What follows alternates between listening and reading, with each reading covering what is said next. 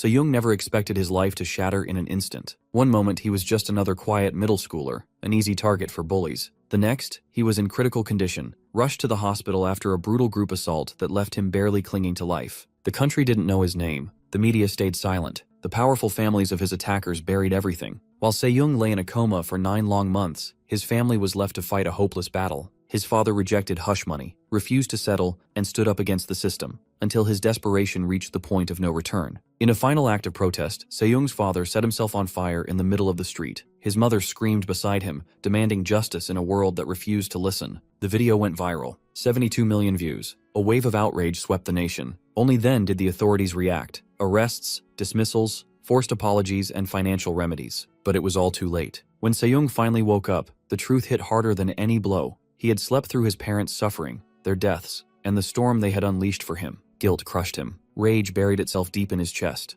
and something in him broke. The world assumed he would never recover, but they were wrong. Now, 2 years later, Se-young hides away in a locked rooftop apartment in the building he bought from compensation, a so-called landlord who barely speaks and lives like a ghost. But behind his emotionless stare and quiet routine is a young man collecting information, tracking names, and connecting the dots between corporations, politicians, and the predators they protected. He watches the elites move like nothing ever happened. He sees the same surnames tied to CEOs, presidential candidates, media tycoons, and their spoiled children who walked away from justice. And the worst part, he can't do anything to make them really regret what they did to his life. Until one day, a crazy bright light targets the earth like a fiery blade straight for Earth.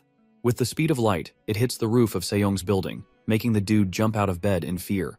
Freaking out big time, he has no idea what's going on, but he knew something big had just crashed. He thinks maybe it is a thief. Just as he is about to check out, he feels an eerie sense of shadows clinging onto him, and his heart starts pounding like drums. His hand got all sweaty and twitchy, but he decided to check it out. Then he slams the door open and this blinding light hits him. When he can finally take a glimpse of what he is dealing with, his eyes pop out in surprise. There is this huge flaming sword stuck on his roof's terrace. On a bright day, something totally unexpected happens, which is definitely not on Se-young's to-do list for today. He looks pretty out of it after all. It's not every day a giant sword crashes into someone's rooftop. His mind races, flooded with thoughts about who could have had the power to pull this off and why. By the looks of it, Se-young's sweating bullets like crazy, trying to snap out of this feeling. He makes up his mind to check it out even further. This sword's appearance is quite familiar to something that's used in online games. Scratching his head, Se-young realizes that it's a two-handed sword, a Zweihander, massive enough to be his height when rooted in the ground. After a few seconds, Se-young thinks of giving and not letting such a thing screw up his head. He decides not to let the bizarre situation confuse him even further. Then, he considers turning off his curiosity and ignoring the whole thing. Regardless of how or why the sword ended up there, he goes back inside, acting like he doesn't care. Back inside the apartment, this deadbeat zombie walks inside, wondering if the legend of Excalibur picked his roof for his next place for rebirth. Just then, he collapses back on his bed, finally deciding not to give a damn what goes on any further. Soon enough, Se-young falls into a deep slumber, leaving the biggest sword to its fate. Out of nowhere, this massive sword starts jittering like it has a mind of its own. Unbeknownst to what's going on, this dead sleeper has no care in the world. Suddenly, all the ruckus outside ends up waking Se-young up. His eyes are practically out of it, and he is freaking out to be trapped inside his nightmare. What's strange is he spots a bunch of hi-fi warriors tapping their spears aggressively on the ground. Not to mention, Se-young is standing right in the middle of the soldiers' march, probably crapping his pants. On a side turn, his face loses all color when spotting the army of monsters heading his way. At the front line, there stands a hero with a red cape, wielding the Zweihander. The same sword that penetrated Se-young's rooftop is in the hands of this red cape guy. While he is trying to piece it all together, a surge of tremendous amount of energy knocks his socks off. That radiated out of the hero's body, which sent Se-young flying out of the way. He can't make sense of what's going on, and why he is here all of a sudden. That gush of wind almost peeled off Se-young's skin. Getting a hold of himself, Se-young catches his breath and lifts his head to spot a horrific scene. His mind is practically blown to spot a mountain pile of trash full of monstrous remains standing before him, with Zweihander rooted on top of it. Such an intense phenomenon jolts his body out of its dream state, and bolts upright in confusion. Taking a few minutes to process it all, he can't believe he had such a freaky nightmare. All of a sudden, there's a weird sound coming from outside that throws him off. He rises back up in confusion, wondering if it's not a dream but something real. Determined to check it out, Se-young braces himself to walk to his door and creaks it open only to have his jaw drop. Sweating bullets like crazy, his eyes close to popping out of his socket. Again, That massive sword ignites in the sparks of flames, and he refuses to believe this is reality. Now Sejong's whole terrace is lit on fire. The man can't even handle such sparks of flames heating up his roof, as if it's his personal ocean of flames. Thus he, feeling clueless, dashes inside at full speed. Without further ado, Sejong wastes no more time and rushes straight to the bathroom. There, he fills up a bucket full of water in a hurry to tackle the flames outside. However, Curlyhead got a screw loose that his scrawny body wouldn't be able to lift such a heavy tub of water. His whole body shakes as he pushes himself to the limit, trying to lift the bucket in a stronger form, but he still can't do it. Water splashes everywhere, but he doesn't give up. Spilling some already, he takes another shot and lifts it. Going all out, he lifts the water tub and bolts outside even quicker. In the blink of an eye, he is out there, dumping a bucket of water on that massive sword. But nothing happens. Not even a smudge of fire is taken down. He is majorly tickled. He lets out this crazy yell and then sprints back inside, like right now. From that moment on, Sejong kept coming out to splash a bucket full of water to calm the flames down. Totally out of breath, and his body shivers consistently. The whole rooftop is all foggy now. The fire is completely gone. Sejong just sat there, probably wishing he had stayed in bed. Sweating like a broken faucet, he finally got the guts to stand, but then his body just screamed in pain. All of a sudden, Sejong saw the freaking pipes tugged in the corner. Probably cursing himself, he could have used those the whole time. He felt so mad as he was about to lose it. Afterward, the clock strikes 12, marking the arrival of midnight. Again, the sound of bangs starts again, and this time getting louder by the second, waking up the poor dude from his slumber. Stretching, he approaches his door and cautiously opens it, only to see the blazing sword once more. Over the past 4 days, Sejong has grown used to the presence of the flaming sword. Deciding to tackle the flames as usual, he carefully opens the pipe valve. He directs a controlled stream of water toward the fiery blade, aiming to extinguish the fire. And just like that, Sejong pours the cold water to extinguish the flames, but cannot locate the source of the drum-like sounds. He is certain that they resemble drums, but cannot determine their exact origin. Most importantly, he has zero idea of what's up with this fire that started without any prior notice. Sejong finds himself unable to look away from the blazing sword, its presence captivating his attention. Later, the 12 strikes again, confirming the midnight period has begun. Even in his sleep, Sejong hears the banging, like a song stuck on repeat. Now, the sound's getting intense, banging in his head like it's a free service of crap. Right on time, as always. Once again, his sleep is totally ruined. Jolting up, he is completely fed up and about to lose his mind. This thing won't let him rest, and he's mad as hell, acting like a starving predator ready to tear apart his prey like a piranha. The dude's mind is probably short-circuiting from all that nightly routine of water splash. And then, it was midnight once again. His room is flooded with bags of trash, and the clock ticks in silence as Sejong stares at this sword. He is pretty clueless as to what he needs to do with this. With a completely blank face, he waits for midnight to strike, just to witness the grand show of what goes on at this hour. Sitting near the sword, he watches as the clock strikes 12. Right on time, the sword starts to tremble in a strange way. Sejong is fully aware that the real action is about to begin, as he is completely locked in. Just as the flames are about to burst from the cracked edge of the ground where the sword is trapped. A second later, flames burst up again, but he quickly pours water on them. Finally, time to get even again. Back inside, Sejong crazily types on his keyboard like a madman, in search of something big. After digging deep, he finally finds it, and he is taken aback by this surprise. Without any further delay, he steps outside to face the massive sword, grabbing the giant red ribbon tied above it. The banging echoes through the air, but Sejong doesn't flinch. Armed with a cross and holy water, he steps outside to face the demonic sword. He is ready to exorcise the spirit haunting this thing. Muttering a few words, he sprays the water. The sword's trembling stops. For a moment, he thinks he has done it, but a blast of flames erupts from the ground, nearly making Sejong jump out of his skin. In a panic frenzy, he shouts, calling on the power of God to cleanse the possessed metal, demanding that Satan get the hell out of there. Hours go by, and now it's broad daylight. The poor guy, Sejong, still stands in one piece. But that too, he barely made it through the night. The name of his Lord plays on his lips, but only a faint sound of his voice makes its way out. Spraying holy water, he compels this demonic sword. This night-long ritual took every pinch of strength out of this guy. Trying to make sense of the nonsense he was doing, he grabbed his head, completely overwhelmed. Panting heavily, Sejong notices that, for some reason, the fire doesn't seem to act up as much in broad daylight. It just goes out on its own during the day. Although the flames were raging just moments ago, looking up at the sky with the scorching heat of the sun, Sejong has completely exhausted his body beyond belief. With the fire not looking to quit his usual stance at midnight, he believes it will start acting up tonight all over again, and the whole cycle will repeat itself. However, this dude has had enough of this crap and has made up his mind to do something about it. Thus, without wasting any more delay, he declares that today, he will settle this once and for all. Getting out of his toolbox, he picks up a sturdy hammer and grips it tightly with the intention of relieving himself of this misery. Having a good look at it, this dude can't help but let out a creepy smirk. Taking a deep breath, he sprints in full-blown speed towards the sword with a serious case of bad vibes. Se-young unleashed a furious strike, hammering the blade with the full force of his being. Instead of a savage blow, the hammer's head snaps off the handle and straight up goes flying, smashing a hole in the wall behind Se-young. This guy looks straight up confused, holding the handle. He is just staring at it like an ape. Drenching in sweat, Se-young grits his teeth in fury, and he seems to be at his limits. With that, the lad sprints like a speedster to get inside, probably cooking some new idea to batter this wicked thing. A minute later, Se-young came out swinging, like he had some heavy-duty backup. This serious burst out reveals a big bat, and Se-young now means business. His eyes determined that this might have a good shot.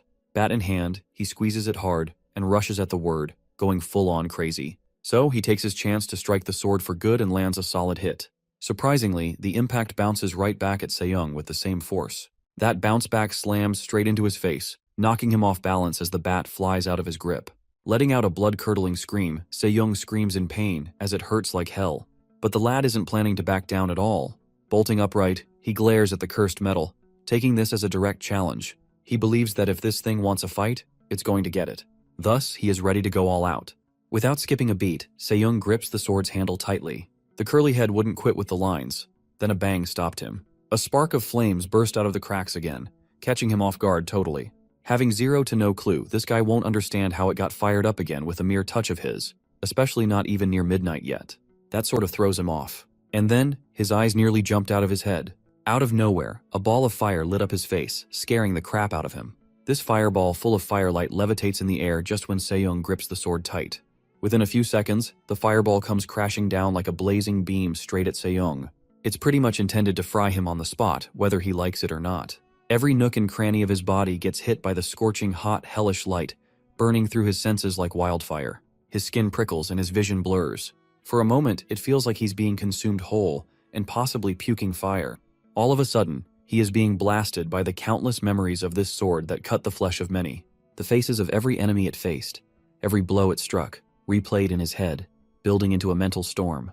He felt like his skull would crack. He was relieved every moment, from the joy of silly jokes to the pain of what was lost. Right then, the flames suddenly turn to smoke, and Se-young finally manages to yank the sword out. Then, he collapses to the ground, completely wiped out.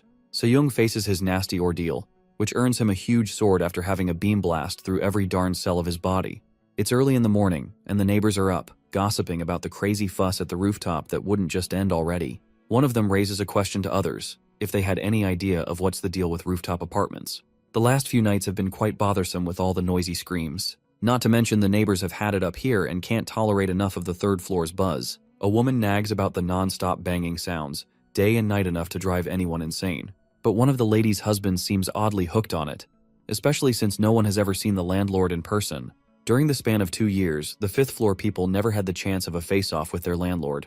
Not only that, they certainly have no clue what sort of entity resides above them, a man or a woman, or their right age. This fifth-floor lady has already called the manager this morning for a quick update on this madness. Turns out, this freestyling gossip queen let him know every little detail of the rooftop hitting quite the bangers already. She couldn't help asking if this all needed the police's attention. However, the manager puts her in her place and shuts her down. She reports his polite demeanor, suggesting others keep it to themselves. Screams or no screams, that's a foolproof test to prove the landlord's lively status. His underlings are desperate to keep a lid on whatever's going up on the roof. Meanwhile, Se-young, up on the rooftop, snaps back to reality with an ear-piercing scream. After being forced to devour the massive fireball, the lad passed out cold, still gripping the possibly cursed sword. Regaining his consciousness, the dude is totally out of it, and still can't make sense of anything. He wonders if that whole thing was actually a dream. One heck of a lifelike dream that actually felt like a solid memory. Gripping his aching chest, Se-young got hit with a tornado of emotions in one go. Despair, joy, sadness, awe, anger, guilt, and hatred all felt raw at that moment enough to pierce his heart. It was as if he had lived countless lifetimes in a single breath. When it's over, Se-young jolts back to reality, but his grip on the sword keeps him frozen for a moment. He doesn't even remember pulling it out in such a rush. Not just that, the traces of the sword being stuck in the roof have completely vanished, sending a chill down his spine. Not to mention, he suspects the sword's length is at least a meter long since it got yanked out. Taking a good look at it, he half expects the massive blade to have already torn through the floors. Barely having the strength to lift this gigantic metal blade, Sejong isn't the quitter, so he manages to somehow lift it up for a few seconds, until he loses his balance. But this time the sword ended up falling right on top of him, making his soul almost jump out of his skin. Moments later, he straight up pushes the sword and puts it aside like a good lad. That totally took a big load of strength. A single touch, Sejong recalls the battling sword of the Pilgrim of Thunder and Storm, which is the name of this sword. Although he knows it's something derivative, and not a true name at all, he still hasn't cracked the code, considering he hasn't done much lately. With no clue about what's happening to him, he knows one thing for certain: his courage and determination never get shaken. No matter the adversity, his will to break free burns stronger than ever before. Without further ado, Sejong gets a hold of it, and finally channels all the memories regarding the countless battles. Just then, Sejong's fingers certainly gain control of the sword. After taking a harsh swing, he again lifts it off the ground like a madman. Just as he tries to take another swing, the sheer weight of the sword sends a jolt of electricity through his entire body. Something inside of him surely snaps. Slamming to the ground head first, he lets out a scream of pure agony before passing out cold. Later, when he finally wakes up, he finds the crazy woman he has to call back with no other choice left. At some lunch meetups, Missy is laughing and having a great time until her phone buzzes. The moment she sees the caller, her smile fades. She knows that she has to take this one for sure. Excusing herself in the coffee, Sejong's cry for help got every cell on high alert. Rising with a quick apology, Missy wastes no more time in ditching her date with Uikwon. She bursts out of there in a hurry and rushes to get here, while completely missing Uikwon calling Bora. Upon arrival, Bora believes that it better be worth ditching her date on the spot like that. Without further ado, Bora demands to know what's up with this deadbeat zombie. With a sharp eye and her close inspection, Bora notices the bandaged hand as if it had been broken or something. Without skipping a beat, this lady pressures him into spilling it out, while Sejong feels a bit shy. She proceeds to ask how the heck he managed to sprain both his wrists. That one throws him off, and now he has got to cook up an excuse. Pressing further, she demands to know now. Left with no other option, he excuses himself about having done exercise that sprained his wrist. The mere thought of a workout from this guy cracks her up. Bursting into laughter, she could not believe that the same guy who hadn't strolled outside for the past 2 years actually did a workout. It's almost too much to process. Smirking, she finds the whole thing hilarious. She can hardly believe this guy, of all people, actually worked out hard enough to land himself in this mess. Her guess is either working out on the elliptical for 2 hours straight, or lifting weights about 100 times. Because there is no way such an impact can be made. Her smug refuses to fade as she stares into his eyes, creepily. A sudden buzz of a message catches her off guard. Turns out, Sejong's phone is ringing, and this boy surely has no stamina left to pick up his phone. Bora does the honors, reading out the caller's name, Happy Realtors. Sejong hates everything about this as she tends to pick up his phone. This ticks him off. The dude smells trouble from here on out, while Bora confirms it's Tak Sejong's phone. Upon asking, she tells the caller that she is a nurse from Haewon University Hospital. She goes by the name Kim Bora, in charge of Sejong's regular checkups. This whole investigation of Happy Realtor kind of seems to piss her off. However, something about screams makes her turn quickly, with a look that says she heard something seriously messed up. Now, the caller desires to know if everything is alright with Sejong. At first, Sejong flinches but shakes his head, hoping Bora doesn't rat him out. She assures the caller that he is in perfect shape, physically and mentally. Regarding the calls, Bora pointed out the kid is not great at answering. There, right then, she launches into a rant about her own problems, especially how Sejong made it a rule to at least send a text if it was business-related. Afterward, Bora straight up tells this kiddo to try acting like he is in good shape, or else the realtors would suspect something's off. Sejong was having trouble lifting himself into a sitting position, but barely manages to battle his pain through it, and gets up to take his attendance at the realtor's call. After his roll call, Bora takes it up from here, clearing things out with the realtor. After she is done, she wonders what's wrong with this guy. She casually brought up that the neighbors are upset by his screaming, which has been keeping them up for the last couple of nights. But Sejong is in no mood to share his troubles. However, he is certain this chick wouldn't back off. Without further ado, he admits to feeling a lot more frustrated, like his heart is out to explode like confetti. Bora itches to discipline this weirdo but gives up. She proceeds to feed him after putting on her nurse gear. To further his odds, Sejong claims to be in good shape but intends to take some rest now. Before Bora heads out, she goes full-blown crazy over leaving instructions on how to take care of his sprain, followed by the warm compresses. Afterward, Bora schedules their meetups on Tuesday and Thursday for the next 2 weeks. Before Sejong objects, she marches out of there. He gritted his teeth, looking absolutely pissed. Again, the banging sounds push him to check out the battling sword under his bed, so he yanks it out. Despite the constant pain, This otherworldly voice declares that learning requires failure. Even though he was 100% alone, the voice wouldn't stop, forcing him to learn through pain, no matter his age. This was a hardcore crash course to becoming strong. The voice said to grab the sword, run until you fall, swing until you break, and that's about it. After dropping a fast-tracking course to get stronger, this unfamiliar voice advises him to grip the sword right, start running, and then swing it to the brink of exhaustion. The dude isn't familiar with the terminology. While the sword rests on the bed, Se-young slides down to the ground, completely drained of energy. Hitting his limit, he starts questioning why he's even pushing himself this hard. He wonders what's the point of getting stronger if it just leaves him like this. Soon Se-young taps on his keyboard like there is no tomorrow. Driven by a thirst for knowledge, he did extensive research on the Zweihander, wanting to learn everything about it. Among all, he chooses a Korean guy's 4-month practice video for two-handed sword training. Time to go all in. Se-young's focus shoots through the roof, thanks to the unusual circumstances that lead to this. His eyes locked onto the blade, barely blinking. His focus is unwavering. He is learning to slash his enemies with minimal movement. Bearing witness to this, Se-young can't help but wonder if it's possible by his own hands. At that moment, he squeezes the heck out of his leg. That's no cakewalk when his whole body feels like a brick, unwilling to move. But his mind wouldn't unhear the creepy voice's commands. His mind cooked a million thoughts to this ordeal, trying to make sense of it all. Soon after, Bora drops by to take a look at Se-young's injuries, which are surprisingly healed way before a set time of 3 weeks. Cutting to chase, Bora suspects Se-young of using illicit drugs, but Se-young's not up for a chit-chat. Without wasting any more time, she advised him to take a rest and cut shady things off his to-do list, or else she will get in trouble. Waving her off, his casual gesture of getting out infuriates Bora, who slams the door shut.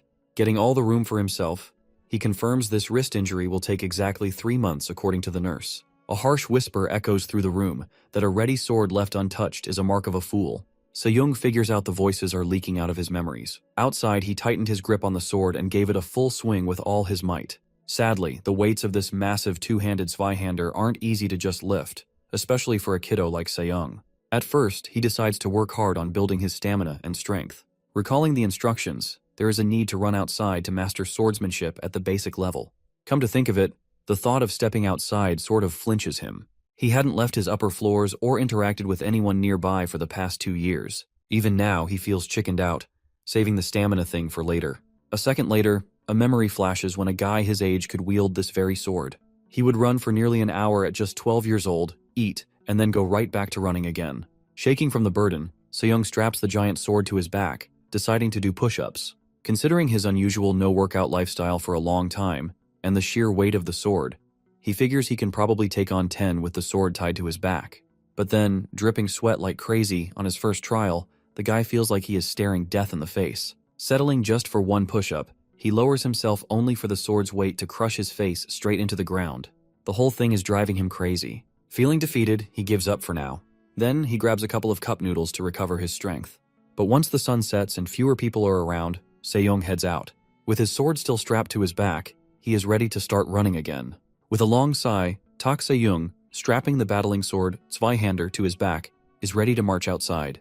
Determined to pull it off, he wishes to make a good run. Reaching the stairwell, this dude chickens out badly, deciding to only run up and down the stairs instead to avoid interaction with anyone downstairs. Without skipping a beat, Se-young's every step is a soundless tap to the ground.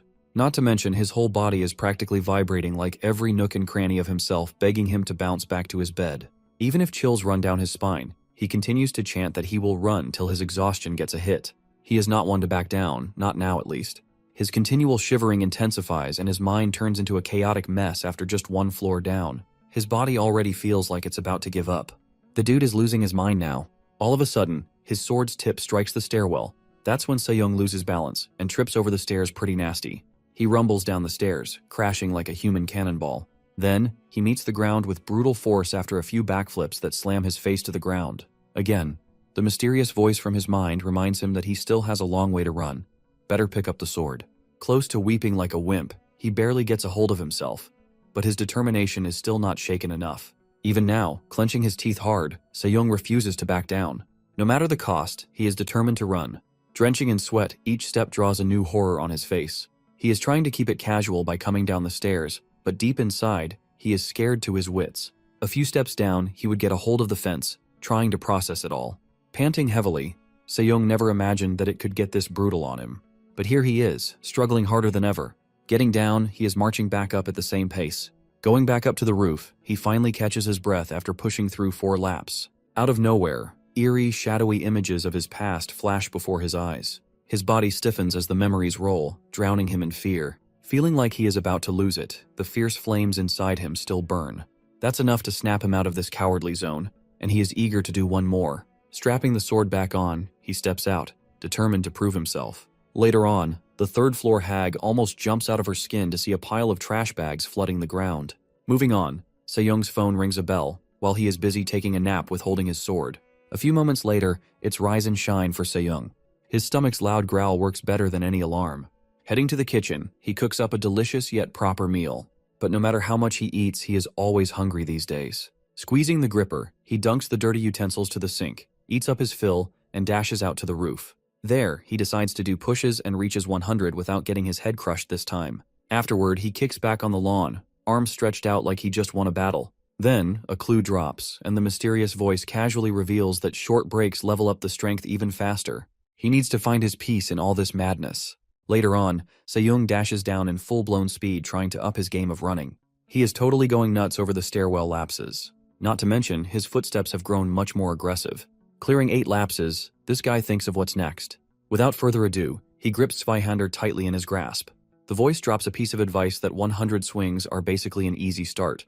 But the thing is to go slow enough to make anyone yawn. New rules have been laid out, which include no tip wavering. A mysterious voice echoes, demanding to know Se-young's objective. Without hesitation, he declares desiring vengeance. The house is completely burned from the inside out, but the mystery voice isn't done yet. It keeps pressing, demanding to know why Se-young would go this far. Staring at his PC screen, Se-young bears witness to the horrifying footage. The entire town is nothing but ashes and flames, bodies scattered across the ground. The sheer pain in their eyes is unbearable, and Se-young watches a helpless load of people being burned alive. Their screams are trapped in the past. His jaw tightens and he bites his lips, trying to keep them together. But the weight of it all crushes him. Then, on screen, a man collapses, embracing his beloved in his arms, mourning in despair. That's it. Se-young's walls break, feeling totally relatable. Tears spill down his face as the mystery voice asks again, what is his objective? Drowning in the storm of emotions, he finally knows the answer, which is revenge. A sudden revelation snaps his eyes open. Everything is much clearer now, even as tears keep streaming down his face. Sitting up, he wipes them away, shaking off the sadness. His heart still aches, but his mind is sharper than ever, and dead set on what he plans on doing next. He finally knows his path, and this time there is no turning back. In the meantime, Bora is up to no good, sneaking around the rooftop, probably pulling off an old-fashioned detective move. Checking her phone, she scrolls through her messages. One in particular reminds her that she is supposed to swing by Se-young's place in an hour. Giggling mischievously, she smirks, thinking Se-young has no clue she is already at his doorstep. Just as she is imagining the look on his face, Se-young slams the door open. And just like that, this skank is caught red-handed. Standing there, Se-young looks half dead, staring at her blankly, asking her to act her age and quit snooping around like a weirdo. The girl is totally busted, stomping her foot in frustration as she pouts. He just lets out a long sigh when walking back inside. Writing 175/100 for blood pressure, Bora starts her examination and tends to check out how his arms are doing now. He responds to it, revealing it's a little sore. But Bora has had enough of this and is at her limits. She addresses the fact that Se-young must face the harsh reality of how they have been lying to others. However, times are entirely different now. After a momentary silence, Bora proceeds with her questions, asking how his hands, feet, and back are doing.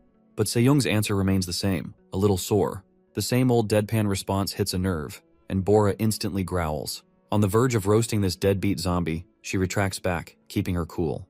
Without further ado, she declares that Se-young had just run out of luck.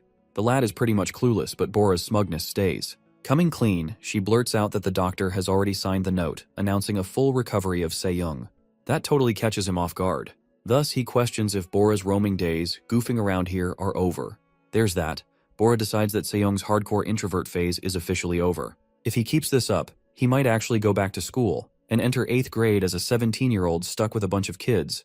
In no time, Se-young gets right up in Bora's face, practically fuming. His rage dials up to the max that he isn't going to school. He growls, making it crystal clear. Meanwhile, Bora is totally thrown off, and she stares at him, stammering like a malfunctioning doll. Just then, her jaw nearly hits the floor, and wondering why this guy is so tall. She jumps out of her seat, eyes practically scanning him.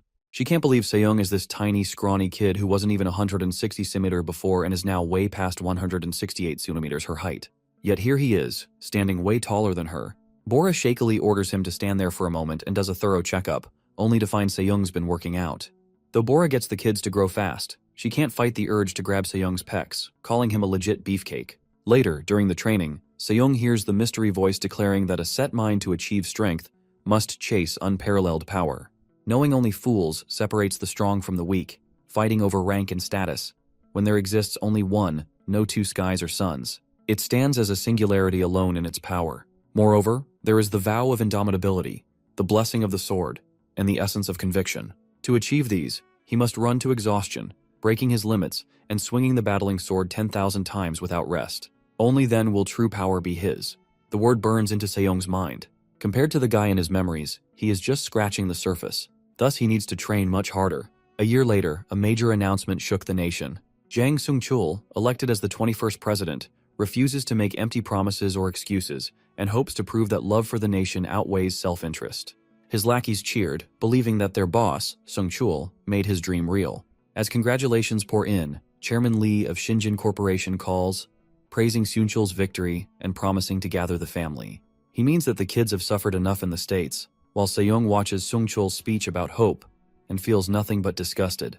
As much as Sung-chul hates to admit it, he knows the innocent kids have already been through too much. And now Sung-chul, a big-shot guy, is out here, saying he hasn't seen his little Soo-jung in forever. Scheduling to catch up later, Jang Sung-chul is thrilled to know Soo-jung will be making his return soon. Given the extent of her past suffering, he guarantees to see his little girl, who must be grown by now. His secretary takes his suffering into account as well, but Sung-chul is glad to witness this ordeal and finally see the end. Like sunshine after a storm, Sung-chul admits that it's all thanks to the sacrifice of children that their parents have achieved greatness, and nothing short. Then, he gives off the creepiest smiles ever, like a truly disturbing sight to behold. At the Incheon International Airport, there's a whole crazy, hot-headed squad of huge bodyguards, and it's pretty clear that they aren't just for show. Right behind them is a pack of evil about to make a serious comeback from the States. This includes the green-haired carefree menace, Yoojin, the chill but deadly white-haired dude, Jun-hyuk, and muscle tank Suho. Meanwhile, Hee-woon, Da-hoon, and Chang-soo were already waiting for this crazy bunch, arms crossed, expecting this reunion for a while. Jun-hyuk yells, "Who's behind this cringe-worthy little party?" Da-hoon tells Jun-hyuk to chill a bit, knowing that it's been a while since they have last seen each other. In the meantime, Suho and Chang-soo trade their casual pleasantries, glad to catch up, while the rest begin mingling as well. That's when Hee-woon turns to Yoojin, asking about Soo-hyun and Soo-jung. With a smirk, Yoojin says Soo-jung took a flight to Japan for a few days, needing to clear her head. As for Soo-hyun, well, they'll have to figure that one out themselves, as she winks at them. Though Junhik can't help but wonder if Soo-jung had 2 years to cool off, what's left now? He felt bad for Soo-yum, who had to be dragged along. That said, their chit-chat continues, and they catch up with each other while Jun-hyuk asks Chang-soo if he has looked it up. Chang-soo believes that searching for an address is a piece of cake. Thus, Jun-hyuk pats Chang-soo's shoulder for doing a good job. However, Chang-soo, smelling something fishy, demands to know if Jun-hyuk is up to something. Jun-hyuk's whole face twists. His symmetry shifted into something eerily off with a sinister grin creeping up. With a dark chuckle, he is out to service the guy who's responsible for all the trouble they have encountered so far. Meanwhile, his aunt Hyunjin calls Seyoung to ask him once more if he still doesn't want to go to school. Seyoung is dead set on not going at all. She reminds this kiddo that he can't choose this way of living forever while dropping an offer for Seyoung to come live with her instead. She thinks the States might be a good change for him, where anyone has no clue. Seyoung cuts her off, confessing his fear of the outside world. Taken aback, Hyunjin feels bad and apologizes straight away for pushing him too much. Seyoung reassures her, saying he knows that she is worried sick for him. That said, he ended the call, hoping he would take good care of himself. Meanwhile, Seyoung's game plan is locked and loaded, and he is ready to rip that whole bunch apart with no such thing as mercy. Outside, a man in black has finally arrived at the location. After his clear-cut observation, no soul has trespassed the area of the rooftop or exited. However, he says they already sent in a food delivery guy, a mailman, and even a meter reader, but still no word on whether the target's inside. Thus, he gets his orders straight. Meanwhile, Chang-soo hears about some shut-in from him. Frustrated, Jun-hyuk yells about how hard it is to get one damn pic of that freak. But Chang-soo argues that Seyoung never even steps outside. No school, no fresh air. Jun-hyuk's losing it. He is convinced the guy is up to some really weird stuff. Chang-soo suggests breaking in, dragging him out, beating the crap out of him, then delivering him straight to them. That plan cracks Junhyuk up, but he tells Chang-soo to chill until they polish it up to Soo-hyun's standards. Then, for a little inside scoop, Junhyuk drops a bomb that Soo-hyun got a direct invite from the Yakuza in Japan. That throws Chang-soo off. Turns out Soo-jung's smooth-talking friend zoning got them connected with some top-dog parents in the Yakuza. Now Soo-hyun's decided it's time to gift that loser Se-young a little something special. Throwing a party together for the crazy comeback, Yoojin winks at the camera while the rest catch on. At home, Se-young's eyes scan the picture, and his blood practically boils to see this bunch of scumbags. The more he stares, the harder it is to hold back the rage bubbling inside him. Scrolling down, Yoojin puts down a caption in the memory of Soo-jung and Soo-hyun, who haven't returned yet. They wish to get the whole gang together under one roof. Down the post, Jang Crystal replies that they will join them real soon. Having seen it all, Se-young bets that they aren't the only ones waiting for so long. Back home, people are hyped to see Soo-hyun and Soo-jung back after years in the States. At Narita International Airport, they're welcomed warmly, with one lady straight up shocked that they were told this would take another year or two at least. But there they are, standing smug, proving her wrong. She is outright impressed, guessing Soo-hyun's dad's presidential powers are already working their mojo. Either way, she acknowledges the hell these two went through in this period. Moving on, they are being smoothly escorted to their limo. The other pair plans to discuss so much as they go. As it turns out, Lee Soo-hyun is none other than the son of Lee Jo-yang, chairman of Shinjin Corporation, while Jang Soo-jung is the daughter of Jang Sung-chul, the freshly elected 21st president. Inside the limo, this bunch sits comfortably, discussing the matters that actually matter. Breaking the silence, the muscle tank knows what's up, and is also aware of Soo-hyun's style of wasting no more time. He finds it totally relatable, and thinks it's better they get to the point. That straight-up attitude takes them by surprise. Hence, the sassy lady over here takes the chance to brief them on the current affairs. Without further ado, she smirks, revealing that Ryohei has everything all set, since his preparation took a start when he heard of their arrival to Japan. Soo-hyun is totally grateful to these guys, but Muscle Tank believes it's their honor as he never imagined coming across the likes of Soo-jung. It's not every day. That one bumps into the daughter of the Korean president while studying in the States. Soo-jung wastes no more delays to thank Ryohei for pulling this off, showing respect to Ryohei's efforts that played so far. She made absolutely sure he understood he would never be forgotten. Playing a wicked smirk, he considers this all a reason for their friendship. Additionally, he tends to spice it up, revealing that his father, head of the Samdo Syndicate, invested a unique level of effort in supporting their affairs. Now, let that sink in. Further on, Soo-jung checks if all the preparations are in order, confirming if they could leave together first thing tomorrow. The concept of leaving together threw off the other two. Ryohei casually suggests they just kick back, enjoy their time here, and head back whenever they feel like it. That totally catches them off guard. Things just got real, really fast. Soo-jung and Soo-hyun's faces of horror kind of crack the Yakuza pair. Soo-jung presses Ryohei for answers, demanding to know what's really going on. While Soo-hyun's eyes twitch, his nerves are clearly on edge. Apparently, Ryohei breaks the silence, casually mentioning that their men had a business trip in Busan.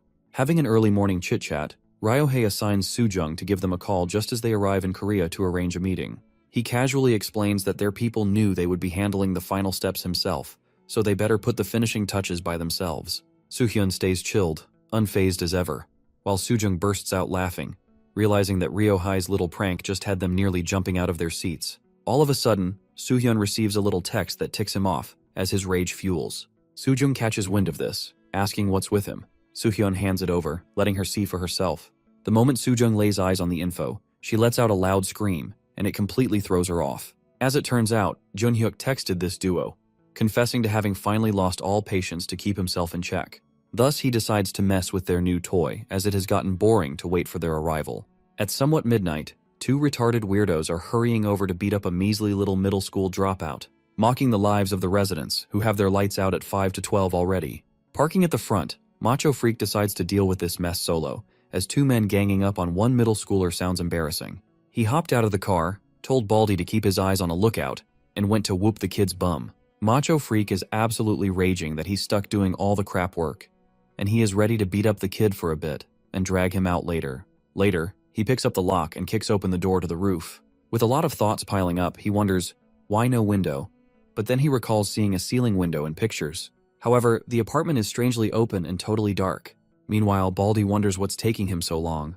Checking his watch, Baldy has grown annoyed by the time that Freak is taking to make the punching bag out of that kid. The lad doesn't know the value of time or what. Leaving him no option, he storms in with a bad case of attitude and reaches the roof in time. What surprises him is the door has already sprung open, and Baldy thinks that Freak is quite flashy for a kidnapper. Like, who would announce to the world that they are kidnapping the kid? Without skipping a beat, Baldy intends to take a look inside, figuring out how much longer it's going to take. Right then, a big hand leaps out with no prior consent and grabs Baldy's face out of the blue. The sheer brutality of the blow sent a wave of terror through him. The savage blow scared him stiff, and he couldn't move. Suddenly, Sejong yanks the guy inside like his personal toy that needs some pounding. A second later, a series of deafening bangs erupts from the roof. That series of bangs must have woken up the whole damn block. After a while, the next day, the traffic police checked out this unattended car park at the front of Sejong's building. Confirming it's unregistered, they plan to tow the thing. However, the traffic cop is fully aware that the scumbags who drove it have barely ever returned. And when they do, they'll just deny ever owning it in the first place. Not to mention, he bets they desperately need luck on their side to somehow contact the driver. No doubt, even the traffic cops figure this whole building demands ultimate attention for some reason.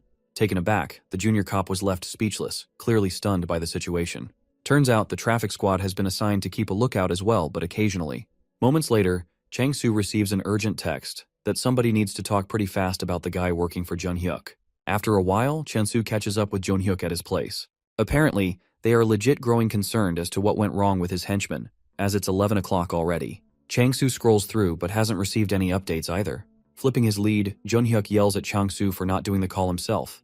That just ticks off Chang-soo under this immense pressure. Right about now, the phone rings intensely, and Chang-soo's uncle picks it up. So thrilled to hear out his nephew, he wonders if his minions did a good job. That's Choi Jong-chan, the head of Mira Credit Bureau. As it comes to pass, Chang-soo confesses not hearing back from those days, which throws him off. Turning over, Jong-chan's mind begins questioning what those lowlifes are up to. Blowing his top, Chang-soo demands to know if his uncle sent out a bunch of amateurs for this job. These words get on Jong-chan's nerves, knowing the jerk has no sense of respect. Even so, he swears to dig deep into it. But Chang-soo isn't fond of the first-hand humiliation, and taunts Uncle Jong-chan that Uncle Chang-hyun from Aegis would have sent a better pair. That does the trick of boiling his head. Jong-chan only treats Chang-soo well, because he's the boss's kid. But there's not much at the receiving end here. Gritting his teeth, the old man is fired up furious, wanting to know the location of those scums. Somewhere in Sejong's apartment, Jong-chan's minions are beaten to a pulp, their phones buzzing nonstop. Their faces are badly pounded to the ground like they were former punching bags for the freak living here. Just then, Sejong erupts from the shadows like the Dark Dweller. At Incheon International Airport, Soo-jung and Soo-hyun finally arrived back in Korea. As they are about to rush out of here, when Nam Ho-jung, a member of the Secret Service, is at Soo-jung's service. Out of nowhere, Soo-hyun practically jumps in shock to see Mr. Yang in flesh and bones. Mr. Yang casually mentions his father's orders to escort him back to him. Meanwhile, Ho-jung yanks away Soo-jung rather quickly. Meanwhile, Jong-chan calls the underlings leader, yelling at this snob to wreck the task he assigned him yesterday. He wants those two idiots dragged here to face their punishment. No excuses. Yeom Dong-suk, the leader of Team Z at Mira Credit Bureau, did a thorough check, and nobody has heard from them. Tracking their whereabouts, Dong-suk reaches the Sejong's building. He notices a parking violation on their unregistered car, baffled by their stupidity. To top it off, the car got towed this morning, making him wonder where the hell they would go. Like a crazy cannonball, Jong-chan storms into the office of Yeom Dong-suk, demanding an explanation for the mishandled operation. A chainsmoker weirdo notices a fierce cannonball bursting in, but he takes a second to process it's their boss blowing a tantrum. His eyes widen in fear, his jaw practically hits the floor. Trying to keep his cool, he spills the beans that their leader called everyone to gather up at Sejong Apartments. That news hits him like a ton of bricks. After a while, Dong-suk calls back his boss to notify what's happening. Jong-chan blows up like a cannon, his blood practically lava, demanding to know what the hell Dong-suk is up to. Dong-suk comes clean by having a big problem. Upon asking, he mentions their two men have gone missing with no clues or hints left behind. This sudden news sort of cools down Jong-chan, taking his attention elsewhere. He wonders what's the fuss over here. Dong-suk explains that there is something oddly wrong about Sejong's apartment, and admits he has already gathered his crew to dig deeper. After a brief pause, Jong-chan gives the green light for the operation. With that, they are all set to move in. Taking a step closer, Dong-suk takes attendance of his every henchman, checking if they are in position. With a quiet agreement, they head in. Within a second, they all gathered up at the front of Sejong Apartments, hurrying inside to finally deal with the anomaly. The entire stairwell is packed with men in black, while their leader, dressed in white, casually smokes like he's the coolest guy in the room. After the right puff of smoke, he signals his lackey to get him. Without further ado, the lackey bursts open the door and rushes at full speed. Watching all his henchmen clear out the stairwell and head in the roof apartment to take back what's theirs, Dong-suk probably believes that this many would take care of what's inside. Thus, he enjoys the puff of smoke in the clearing. When things have gotten noisy, he gradually walks up there to see it for himself. There are these consistent bangs followed by every step he takes towards the roof apartment. Suddenly, an eerie silence takes over the rooftop, like the calm before a storm. Despite everything, Dong-seok concludes that this was all just an overreaction until his lackey crashes into the corner all so suddenly. That one blow got his skull crushed pretty badly. Bearing witness to such a horrific slam, Dong-seok's eyes practically bulge out of his socket. Trembling in fear, the dude tries swallowing his fear down, but that doesn't work for him. He can't make sense of what the heck is going on. Out of nowhere, some dude stomps on the ground, facing Dong-seok, who is pretty much shivering out of fear. As it turns out, even the door has gotten short for Se-young's size.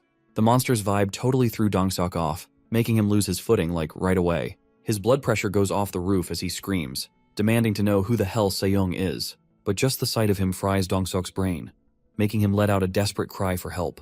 However, it won't help here. Se-young tightens his fist and slams a punch straight into his face, sending him crashing to the ground. Afterward, the cops receive a citizen complaint about loud screams and a group of thugs entering an apartment. The third-floor hag swears she saw them and hasn't slept since. While the police prepare to check it out, they wonder why no one called earlier when the screaming was happening. Still, they appreciate the report. Better late than never. Climbing up, the rooftop door is wide open, with a broken lock, making things feel a whole lot sketchier. Getting straight to business, they knock, announcing their presence. But the second they step inside, their brains short-circuit, because right there on the roof is a mountain of bodies, and in front of them stands a muscular monster. Wasting no time, they pin the guns down instantly, while shaking like a leaf. There is a huge ruckus outside Se-young's apartment building, with cops swarming the place. A squad of paramedics dashes upstairs with empty stretchers, and marches down with loaded stretchers full of broken bodies. Jong-chan, Chang-soo's uncle, in fear of being a total flop in his nephew's eyes, has got his squad butchered brutally. Sliding down the window, he is desperately looking for answers. And that's when his eyes fall on the tragedy of many. Seeing all those bodies crushed to a pulp, Jong-chan's eyes practically pop out of his head. Sweating bullets, the man hasn't seen such a bloodbath like ever. On the other hand, cops hold Se-young down for questioning, asking for his residence registration number. But this muscle man doesn't know what's that. The cop tells him straight up that repeating himself won't help. Taking a deep breath, Se-young gathers his nerve and spills the truth in one shot. He blurts out that he is turning 18 this year. That's why he doesn't have a residence registration number. As soon as the words leave his mouth, the cop's face twists in pure confusion. He listens as Se-young finally says his full name, Tak Se-young. Back in 7th grade, he dropped out of Neunkwang Middle School. But the reason he dropped out isn't something he can just spit out. He bites his lip, trying to keep the pain from showing. The cop grilling him is completely thrown off, while another officer quickly reports to his boss that this kid is Tak Se-young. The other cop suggests they back out. Facing the chief with this mess isn't easy, especially with an 18-year-old kid who took down a whole squad of fighters. But the real kicker is the guy they're talking about is nearly 2 meters tall and named Tak Se-young. The chief just sighs, saying that even if he had stabbed them or snapped their limbs, he's still legally a minor. Plus, the whole thing went down in his own home. The cop reporting can't believe the chief isn't holding him accountable just because he is listed as a minor. Laying out for the dimwits here, the chief states that it's a free zone for the journalists to poke around if things go south.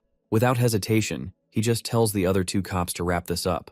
Amidst the bloodshed that went on here, which practically painted the walls crimson, the lead cop ends the call, looking utterly disgusted. And just like that, he makes the call to pull out. No second thoughts, no cleanup, he is just done. And with that, they storm out, leaving Se-young standing there, completely puzzled. After all that mayhem, Se-young calls back Aunt Hyunjin, finally giving a yes to her offer to stay in the States. A smile creeps onto his lips as his aunt lights up just as much, thrilled at the idea. She suggests running it by his uncle to sort out a schedule, but Se-young shuts that down instantly. No need for that now. Instead, he talks about taking a year-long trip first. He feels like exploring the country a bit while he's still young, as going abroad is a little dangerous for a minor like him. But Hyunjin brings up his education, worried that this year-long trip might just push it back even further. He needs to get back to school soon. That thought alone frustrates him.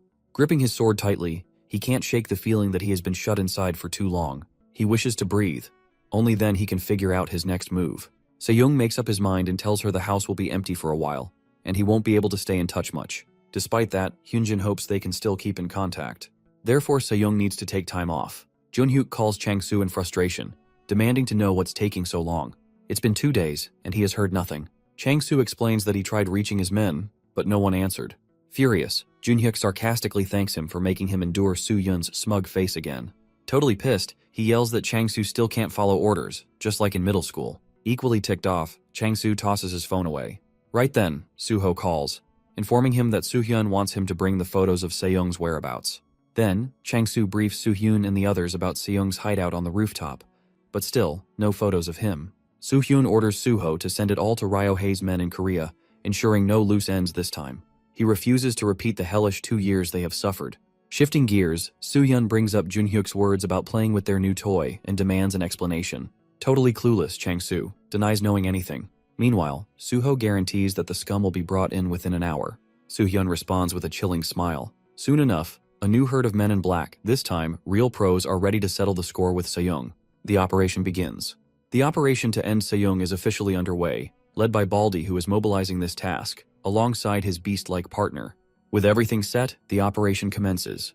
Without further ado, this swarm of reckless manly beasts marches to the rooftop building and bursts open the door. This power duo storms in like they're auditioning for a men's fashion show. Just then, Baldy warns Kenta never to let his guard down, even if their target isn't even 18, especially after seeing the walls, practically painted with the thug's blood. Cracking their knuckles, they are gearing up for a showdown, and it's all set for whoever is left standing in the end. Baldy tends to take the first turn here, ready to kick things off. But Kenta pats his shoulder, signifying the eerie vibe coming off that bloody door. The first time he mutters words out is to tell Baldy that there resides a beast inside. The bald head looks stunned to see Kenta keeping a next level of caution when he hasn't even seen the target yet. He believes their target is keeping a vicious dog with a nasty habit of tearing things apart. But it's awfully quiet down here. Kenta believes whatever it is, it's something big. Well, he gotta buy the man's word, intending to take on this operation carefully. Right then, the crime partner duo, flashing their starter poses, are all ready for this showdown. But before Baldhead gets a chance to knock the door down like a cheap copy of Bruce Lee, Seyoung's Hulk mode takes things to the next level. He practically shoves the door to Baldhead's face and slams it to the wall ahead. It sounds like a massive bug getting crushed. Bearing witness to this brutality, Kenta growls under his breath. His anger spikes. This whole situation seriously pisses him off. There, he locks eyes with Seyoung, the muscular monstrosity, as it's a showdown of sheer strength as Kenta, the powerhouse, charges in like King Kong, throwing a full-force punch straight at Seyoung's head, but Seyoung doesn't even flinch. At that moment, Kenta realizes that he is dead meat because Seyoung is no human. Wasting no time, Seyoung swings a brutal blow, probably giving Kenta's facial bones a crash course of destruction. That said, Kenta gets sent straight to the ground, and his face practically pancakes against the floor. Meanwhile, Baldhead gets a hold of himself, but witnessing Kenta's brutal demise and Seyoung's vicious vibes horrifies him. Meeting with Soohyun's gang, Soohyun desires to know Takashi's reason for ditching his fighters and letting them go by themselves. He describes that there isn't any need to supervise the beasts, who are the best of the best. That's Japan's Samdo Syndicate of Mizurai Division, Takashi, ensuring there is no room for concern. For now, Soohyun awaits the results as Takashi's phone straight up flashes. Takashi picks up, warning Baldhead not to call without a real reason. But Seyoung's voice cuts in, thrilled about Japan's involvement. Kenta's chest gets crushed by Seyoung's giant feet, his screams hitting Takashi hard. Shocked to his bones, he stammers upon hearing Kenta's cry for help. Then, Seyoung tightens his grip, demanding their location. But Takashi ends the call. He grabs deadbeat Baldy, giving him 5 minutes to drive there, and the shiny-headed driver has no other choice but to do as he says. In a flash, Seyoung lifts off the van's ceiling, throwing in last-minute modifications. Afterward, the muscular monstrosity slams Kenta's deadbeat body inside, and he hops in, directing Baldhead to keep up the pace. In the meantime, Takashi hasn't broken the news to Soohyun's gang, as he couldn't snap out of it himself. Then, he tells the kids to pack up and leave, as the operation happened to be a big failure, so they better head to safety. Upon asking, Takashi shuts down any queries unless they get to safety. This ticks off Soohyun, who is already pretty pissed about these idiots having a hard time catching a loser kid. And now, a lecture coming from this guy gets on his nerves. A sudden noise of a car holding up, Takashi is freaking out, confirming that he is already here. On the run, Baldhead barely keeps the junker under control as it screeches down the street horribly. Meanwhile, the bystanders have their jaws dropped, seeing a junker carrying a hottie, which means it's probably a big movie shoot. Skidding to a stop, the muscular freak steps out boldly, with no care in the world. He is dead set on his goal to obliterate the scumbags. But the public flashes cameras like he is some action hero about to go viral. He asks Baldhead for the floor, which Baldy tells him is the 8th floor. Then Seyoung commands the guy to lead the way. Upon shivering, this nightmare isn't over for him. The massive sword makes the crowd certain that it's a film set, maybe Captain Otaku's running the show. But then, the car's rear collapses, exposing Kenta's mangled face, which is the latest art piece of Sejong. A chill rips through the crowd before they erupt in screams. The terrified cries echo into the building, sending a shiver down Soo-hyun's spine. Things are about to go wild. Soo-hyun's nerves twitch, wondering why he is hearing screams. But Takashi redirects their attention, listing down 3 possible stairways that are safe to take. In a hurry, Soo-jung asks Soo-hyun where they should go for safety. That kickstarts his brain to come up with a better idea that gets him out of here alive, even though Soo-hyun has no darn clue who is after them. He is downright sure that this entity is either on hold downstairs or is already coming through one of the stairways. If that's how it is, he lets others know that they better split up. This totally sends a shockwave to everybody else, while Chang-soo makes a point of going as a group, which might hold a better chance of survival. He insists that Takashi can practically shield them when push comes to shove. However, Soo-hyun points out to this bonehead that anyone who makes it out alive can call for help or the police much faster. That sort of makes sense to Chang-soo, but he still isn't sure who has the worst luck today. Suddenly, Soo-jung lunges at Soo-hyun, grabbing his arms and insisting on tagging along with him. Without wasting another second, Soo-hyun quickly gives out orders that Soo-ho is to take the back stairs, while Chang-soo is assigned the other route. Meanwhile, he tells Takashi to follow them. As they all dash toward their designated stairways, it's unclear who's about to take the road to heaven. Chang-soo grits his teeth, hating how things turned out and how those scumbags always find a way to do him dirty. In the meantime, Sejong, the raging beast, has already chosen the stairways that can lead him to the big jerks. Moving ahead, Chang-soo is pretty clear about pissing his pants, dreading the time he might come across this guy. He wonders why that jerk didn't pick the idea of sticking together just to be safe. Gritting his teeth, he dashes downstairs at full speed until something eerie stops him in his tracks. At the next stairs, Soo-hyun and Soo-jung follow Takashi's footsteps, as Soo-hyun carries Takashi while carrying a gun. Soon, this trio safely leaves the exit, but someone's shadow throws them off for a second until a couple of police officers pin their guns at them. Sighing loudly in relief, they get a hold of themselves, finally dodging a near-death event. On the other hand, Chang-soo somehow blanked out at seeing Sejong's power-up and massive size, making him look otherworldly. Sejong tries waking up these dimwits, calling his name out, and then Chang-soo's eyes flip open. The guy is totally out of it, but a second glance at Sejong makes his eyes widen in shock. Barely getting a hold of himself, he wonders who the heck this guy is.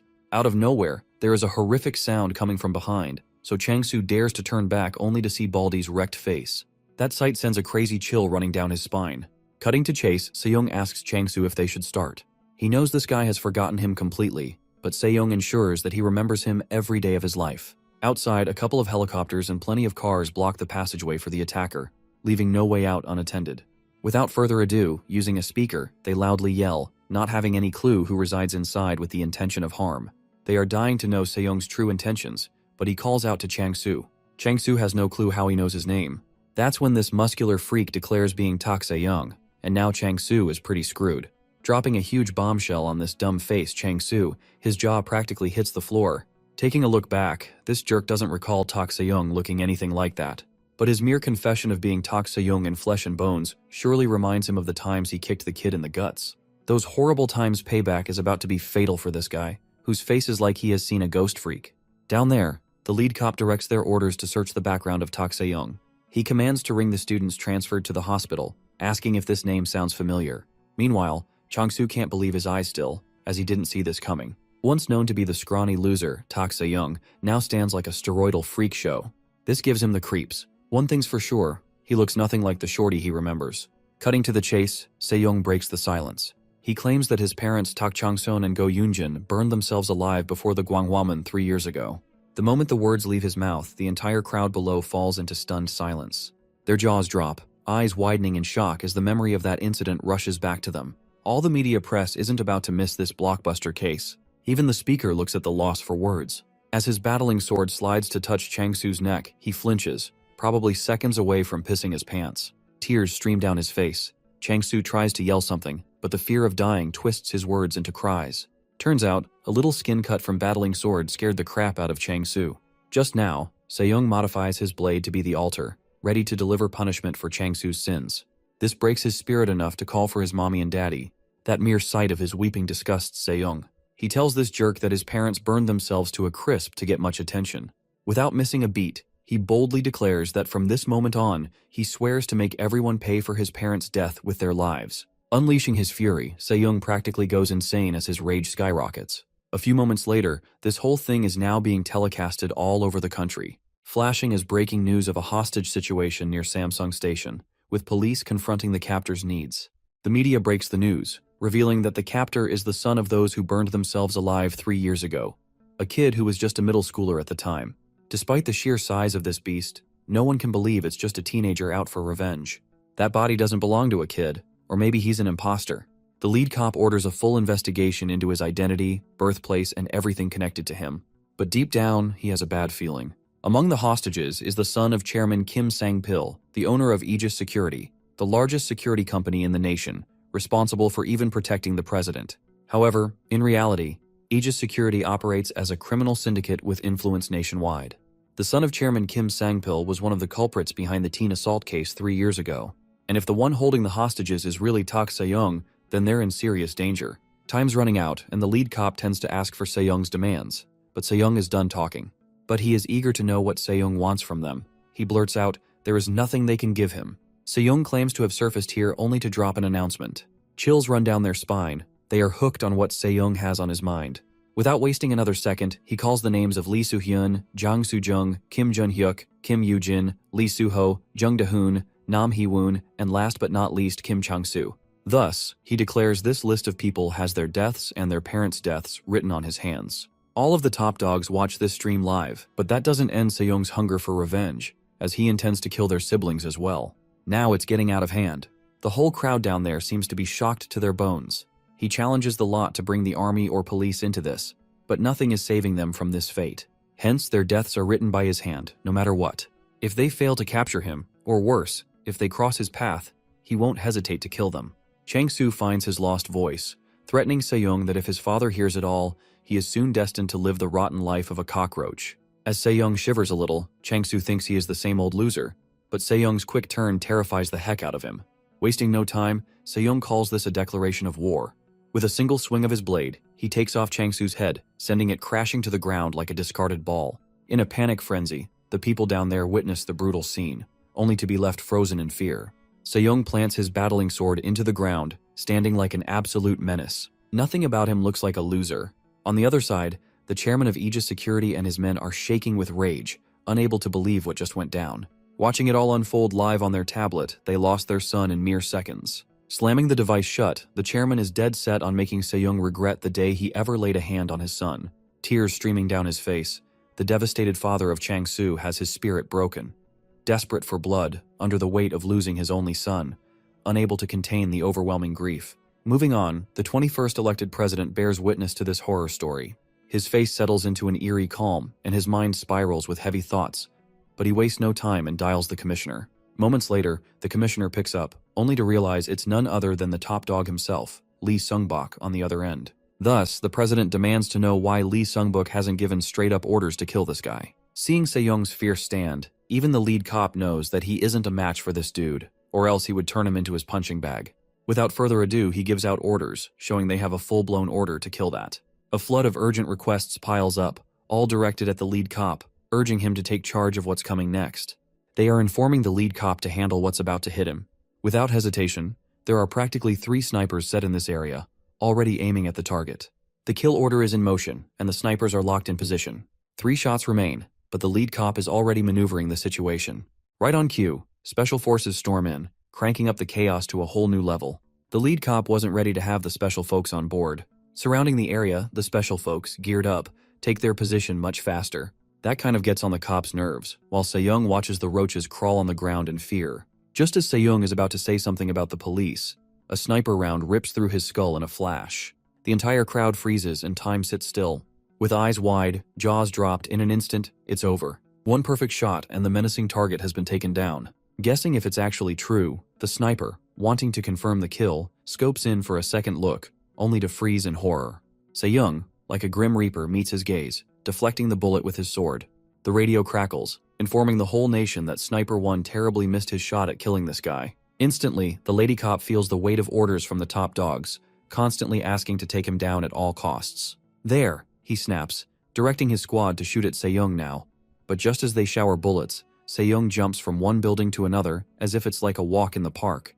Their jaws hit the floor, wondering what else they were about to witness today. With numerous people bearing witness to his stance, even the special forces feel at a loss for words. Swooshing in the air, this menacing power beast practically makes good use of battling sword by wrecking the buildings. One by one, Sejong moves forward, safely reaching his spot, hoping to pick his path. Slamming on the ground barefooted, the police squad hurries over here, practically stopping them from pulling a swift escape. Informing others, all the cars on standby get an alert and start to follow their path. As the car rushes towards him after the chaos unfolds, Sejong doesn't hesitate. Without a second thought, he declares that anyone standing between him and his revenge will be nothing more than collateral damage. That's when Sejong lets out a scream as the car closes in on him. Sejong lands a ferocious blow at the cars, straying them off their sense of direction. Gripping his sword's handle, he yanks it out, matching the right time only to slam that car down another car, completing the sandwich crash. Just as the car collides, it sparks a heavy explosion, taking everyone off guard. But what's more surprising is that Sejong walks in the blazing fires of vehicle collisions as it doesn't hurt his skin. That fearsome aura is enough to make anyone shiver. However, what's truly shocking for onlookers is Sejong's careless catwalk through the blazing inferno after the car's collision, as the lead cop have their eyes widened in shock. As it turns out, he struggles to get a basic understanding of what kind of anomaly Sejong is, questioning if his existence is even human to begin with. Out of frustration, fear pinches the guy as he grits his teeth, completely clueless on how to handle this nightmare, asking special forces to take their position, because they better try something to take control of this situation. Right then, he quickly yelled out the orders, but Sejong couldn't care less. Just as another shower of bullets heads his way, Sejong leaps in the air and vanishes in seconds. That's enough to tick off the lead cop's squad, who has no clue where the guy went. Then, a chill from behind catches them off guard. Apparently, they are being cornered badly by the special forces who got their guns pinned at Sejong. Having him trapped, the lead cop signals snipers to commence their attacks. Keeping Sniper 1 out of this one, he commands Sniper 2 to get a hit. Without skipping a beat, the Sniper 2 scans the target's perfect area. Just then, the target has been locked. What's left is to drill a hole in that muscular freak, and that's about it for the day. Just like that, Sniper 2 shoots a savage blow that is powered to drill a hole into anyone's skull. However, it's not an ordinary human to be taken down by the sniper's measly bullet. Sejong's eye was seconds away from piercing his eye by the sniper's gift of a bullet from above. The dude's reflexes are unmatched as he swiftly dodges the bullet, making his sword block the bullet's impact, all in a short time.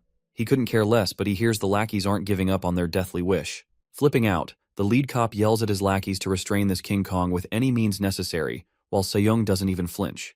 Pointing their guns at the beast, they are trying hard to overpower this freak, but that's just not their day-to-day. Standing tall, Sejong yanks his sword, and the special forces rain down the shower of bullets altogether. At the sound of gunfire, the muscular freak swings once. Just one flashy strike and a shockwave erupts, knocking everyone off balance. It sends them all flying like ragdolls. Countless men thrash to the ground headfirst, as the media gets to capture every single horror unfolding here. Even the journalist and cameraman are shocked to their bones when witnessing such horrifying powers. Against this beast, there is no one here who even stands a chance to land a single blow at him.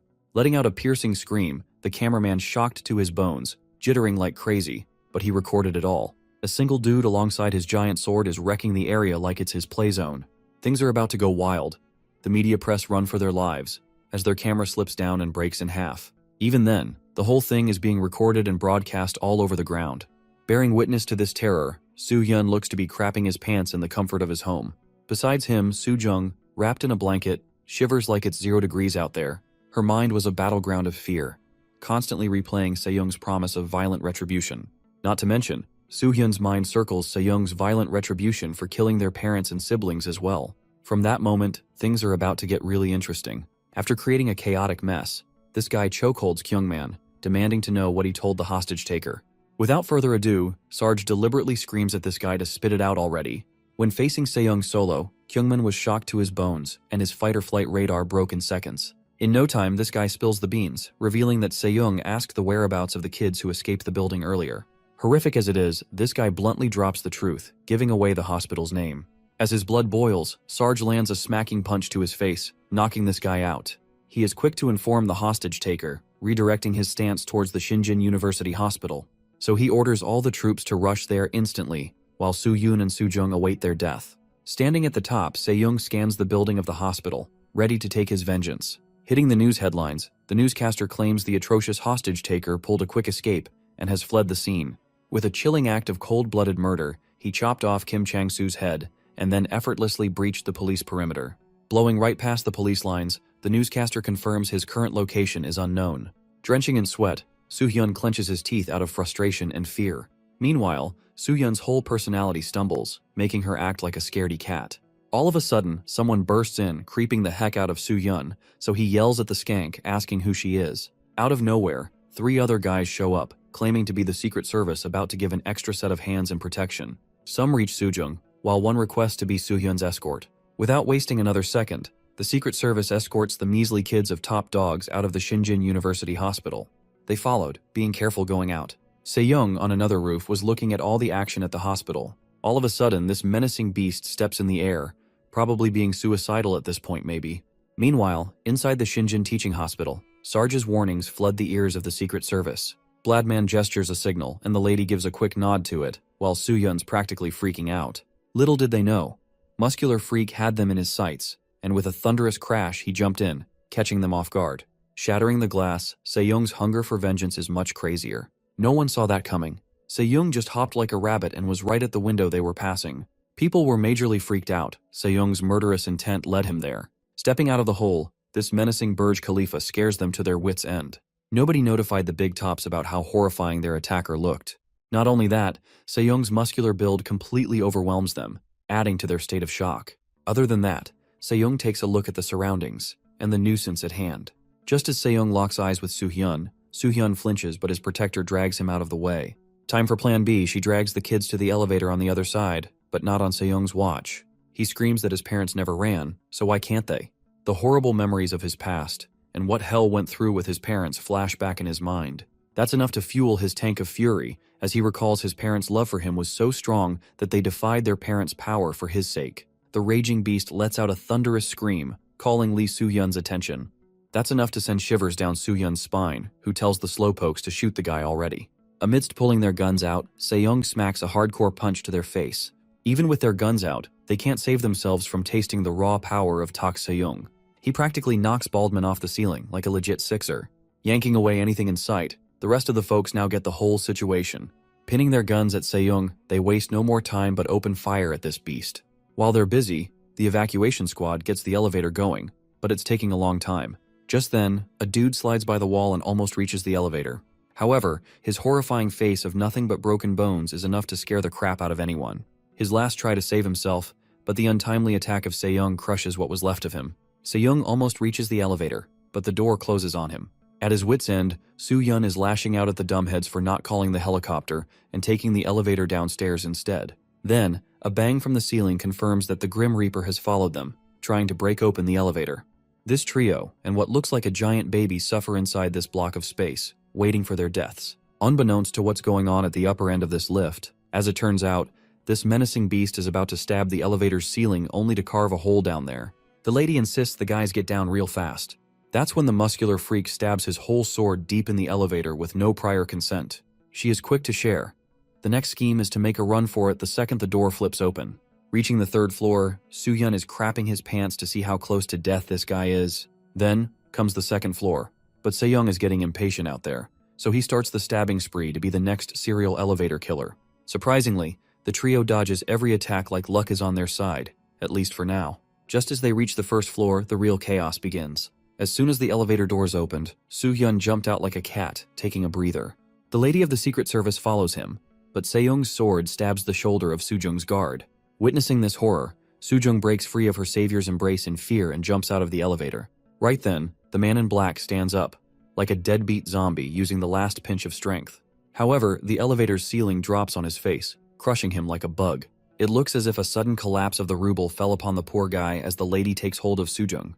Gritting his teeth, Soo-hyun sees the muscular monstrosity step out of the lift from his own eyes. His panic level is off the roof, just as this packed man rages outside, asking them why in such a hurry. In the middle of their small talk, a jeep crashes in and meddles with their reunion. The third-party jump sort of throws off everyone. Thus, the car screeches beside those two and slams into Se-young, but the guy's massive tricep is enough to keep this measly jeep in check. The dude barely flinches, and by then, another car makes a cool entrance. Hoping out of the car in style, he spots the kids' devastating looks. Soo-hyun can't believe Mr. Yang made it all the way here. Without missing a beat, he tells them to hurry and get seated inside. As the smoke clears up, Se-young spots the scumbag's quick getaway. Taking a look at him, panic drills inside Soo-hyun, wondering if they are ever going to make it out of there alive. Though Mr. Yang and Se-young lock eyes, getting a sense of each other's intensity. He instructs the lads to find an escape route while he holds Se-young off, keeping him occupied. There's no time for hesitation as this is their only shot. They insist to Mr. Yang that there is still enough time to pull off an exit, but he orders them to get going. Right then, the jeep speeds off into the night, leaving Mr. Yang behind to face whatever comes next. Now what's left here is Mr. Yang and Se-young's incomplete revenge. Although he has no clue of what just happened, he plans to make it quicker, so he can take his revenge the way it's meant to be. Ignoring Mr. Yang, Se-young takes the route to go after the jeep, but Mr. Yang bangs a couple of gunshots to earn his attention. Unfazed, Se-young glares at the old fool, who doesn't like the mercy he just showed a second ago. Breaking the silence, Mr. Yang is quite oblivious to how a monstrosity like him came into being. However, if Se-young plans on hunting down those kids, he'll have to go through Mr. Yang first. Whipping out his gun in style, Yang is ready for this showdown. Without further ado, Se-young wastes no time, bolting straight at Yang. He catches the old man completely off guard. He never saw it coming. Time to end Yang's heroic act, Se-young smacks his face with full force, shattering bones and sending him flying. That one punch seals the fate of Mr. Yang, who was being a talker a moment ago. Now, all that's left is to refocus on his original target. Cracking his neck, his eyes burning with flames, he turns back to finish what he started. With a sudden burst of energy, Se-young launches himself into the air, closing his distance between the runaway losers. This muscular freak, with his sword, leaps into the air to target the kids. Se-young's eyes burn with fury, closing in like a storm. The trio scrambles, but escape feels impossible. Despite his monstrous leap, looking more like bunny hops at his nightly stroll, Se-young struggles to spot the right jeep in the sea of identical cars. Well, the guy resorts to taking a guess and slams right on top of it. However, that turned out to be the wrong guess after all. Meanwhile, the lady and Soo-yeon keep track of what's unfolding behind them. These guys have chills running down their spines. The lady and Soo-yeon can't help but flinch at that side. The lady's nerve twitches to think this had gone this far. Furthermore, he ensures the driver, who is still in his right mind, reveals that they are pretty near the rendezvous point. Thus, he must stop him, even if it means risking everything. She is down to let this guy use anything off the table, which means a grenade launcher gets a free pass. Without further ado, the dude shoots off the grenade at Se-young, and it would take much more to take this beast down. Keeping up the pace, they get their cue to make a run for it. Checking out, Soo-yeon gives a big glint, knowing that this might have done the trick. Unbeknownst to them, Se-young took advantage of the grenade, causing him to jump off the car real quick to face them next. Slamming at the car's front, he practically scares the crap out of everyone, and Soo-jung lets out a blood-curdling shriek. In a flash, Se-young slashes the ceiling of this jeep. Yanking the metal scrap out of the way, this creeper is down to deal with the scumbag seated here. Without further ado, Se-young wields his battling sword, ready to bestow the great magic of sacrifice. That's them. This freak lifts his blade and is about to land a savage below. Right then, the lady snaps at the driver to get it together and slams the brakes. That quick stunt knocks off Se-young's balance, sending him flying like a rocket. Using his sword to hit the brakes of his landing, Se-young glares at them out of frustration. Doing a safe landing, Se-young notices the special forces all in position at the next end of the bridge. Rolling the smoke grenades to Se-young's side, they catch him off guard, but this dude jumps out of the smoky haze in seconds. And just like that, the muscular freak pulls a full-on Spider-Man move, lifting himself onto the bridge upside down. His furious glare all set on the special forces being a real nuisance. Commencing open fire, they shower fierce rounds of bullets at Se-young, who leaps out of there in full spree, yanking them away. Caught off guard, Se-young announces that anyone left with the desire to live should take the advice and leave now. He makes sure they clearly understand that by his hands they will know death. One of the guys in this troop tells Se-young to shut it. Meanwhile, the helicopters have already arrived at the scene, and the lady of the Secret Service gets Soo-jung and Soo-hyun to safety. Right behind them, Se-young is practically slamming anyone or anything in his sight out of the way. Wiping out the pests, he spots the runaway losers boarding the helicopter. Just as Se-young locks eyes with Soo-hyun, he considers throwing his blade but holds back at the last second. He admits to having different plans for this pair, so he vows to let them drown in fear until the day he catches them. Panic spreads in the presidential residence as everyone rushes to stop Tak Se-young. Officials desperately try to take control of the situation, but everything quickly gets out of control. Moreover, reports confirm that Tak Se-young reveals his identity during a hostage crisis. He is only 18 years old and was last seen at Yangdong Bridge before vanishing without a trace. 3 years earlier, he became the victim of an attack by a group of teenagers, an incident that makes headlines. That same year, his parents set themselves on fire in front of Gwanghwamun in protest, shocking the public. After that, he disappears from records, and no one knows what happens to him. Now, authorities struggle to predict his next move. They search for answers, but no one can determine where he is heading. Meanwhile, another pressing question remains: Why is the president absent during such an important crisis? An investigation is underway to uncover the full truth behind the incident. Tak Se-young has a list of names in his mind. Lee Soo-hyun, Jang Soo-jung, Kim Jun-hyuk, Kim Yoo-jin, Lee Soo-ho, Jung Da-hoon, Nam Hee-woon, and Kim Chang-soo. He vows to take their lives and also swears that their parents and siblings will face the same. Meanwhile, in a high-level meeting, key figures gather despite the absence of Kim Sang-pil, the chairman of Aegis. Lee Jo-young, the chairman of Shinjin Corporations, emphasizes proceeding with the meeting without the president. The vice president, Jang Sung-chul, emphasizes the need to stop any related videos or keywords from appearing online. Moreover, he calls on Goodfield and Blue Wing Media to use every possible method, including search engine censorship, to prevent the spread of information. Blue Wing Media's chairwoman Oh Young-suk prepares to take action. Blocking all information seems nearly impossible. While Goodfield has the power to censor content online, Kim Jun-gu, the chairman of Goodfield, explains that the news has already spread across social media, especially on a platform called Fence, and that they have repeatedly asked their former competitor, Nuri Orium, to take down related content. But the situation remains out of control, to which Lee Jo-young reminds them that regardless of whether Tak Se-young is captured or killed, they must find a way to calm the public. Meanwhile, officials are growing more uneasy. Jung Hyun-suk and Nam Kyung discuss how Tak Se-young showed no fear even when faced with guns. Reports claim he dodged sniper fire, making it clear that eliminating him won't be easy. Soo-hyun and Soo-jung barely managed to escape alive. And now, everyone is questioning how they can possibly stop someone who seems almost unstoppable. If bullets had no effect, then why did he bother dodging them instead of taking the shots head-on? Moreover, the police fail to control the situation, and now stronger forces, like soldiers and hired fighters, are ready to step in. Many doubt that Tak Se-young can escape unharmed once the real firepower is used, and catching him alive is not important anymore. Whether they send a trained killer or a whole team of fighters, their only goal is to get rid of him in any way possible. Everyone feels tense, wondering who he will go after first. Tak Se-young walks through the memorial park, and his body trembles as he approaches the graves of his parents, Tak Chang-soon and Ko Yoon-jin. Moreover, he knows he should have come here first after gaining his freedom. He regards and kneels down, apologizing for being late. He begins to cry and whispers how much he misses them. As he wipes his tears away, he explains that they don't need to worry about him, and that he knows exactly what he is doing. Meanwhile, police forces arrive in full force. Moreover, armed officers prepare themselves, ready to act. Tak Se-young, however, remains calm. He silently promises his parents that they can sit back and watch, because nothing will stop him now. Moreover, he refuses to forgive anyone responsible, and not a single one will be spared. He wants them to feel the same despair and suffering that he endured.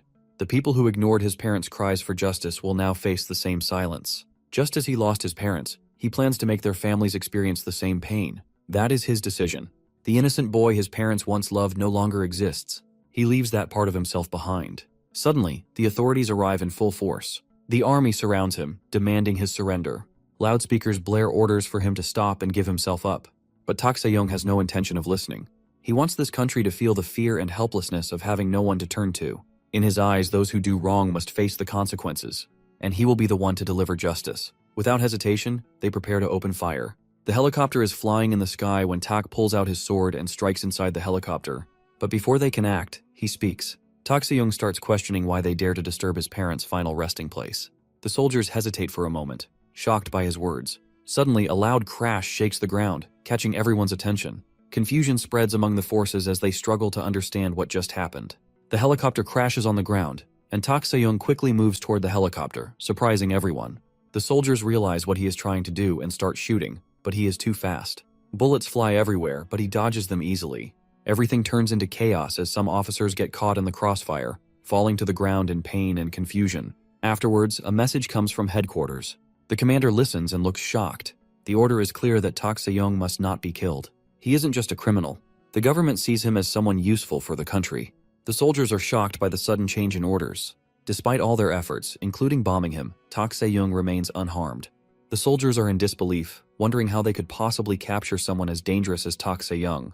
Meanwhile, a security director is questioned about the extreme measures being taken, and he warns that using those weapons, combined with armor-piercing rounds, could have serious consequences. However, the director isn't concerned.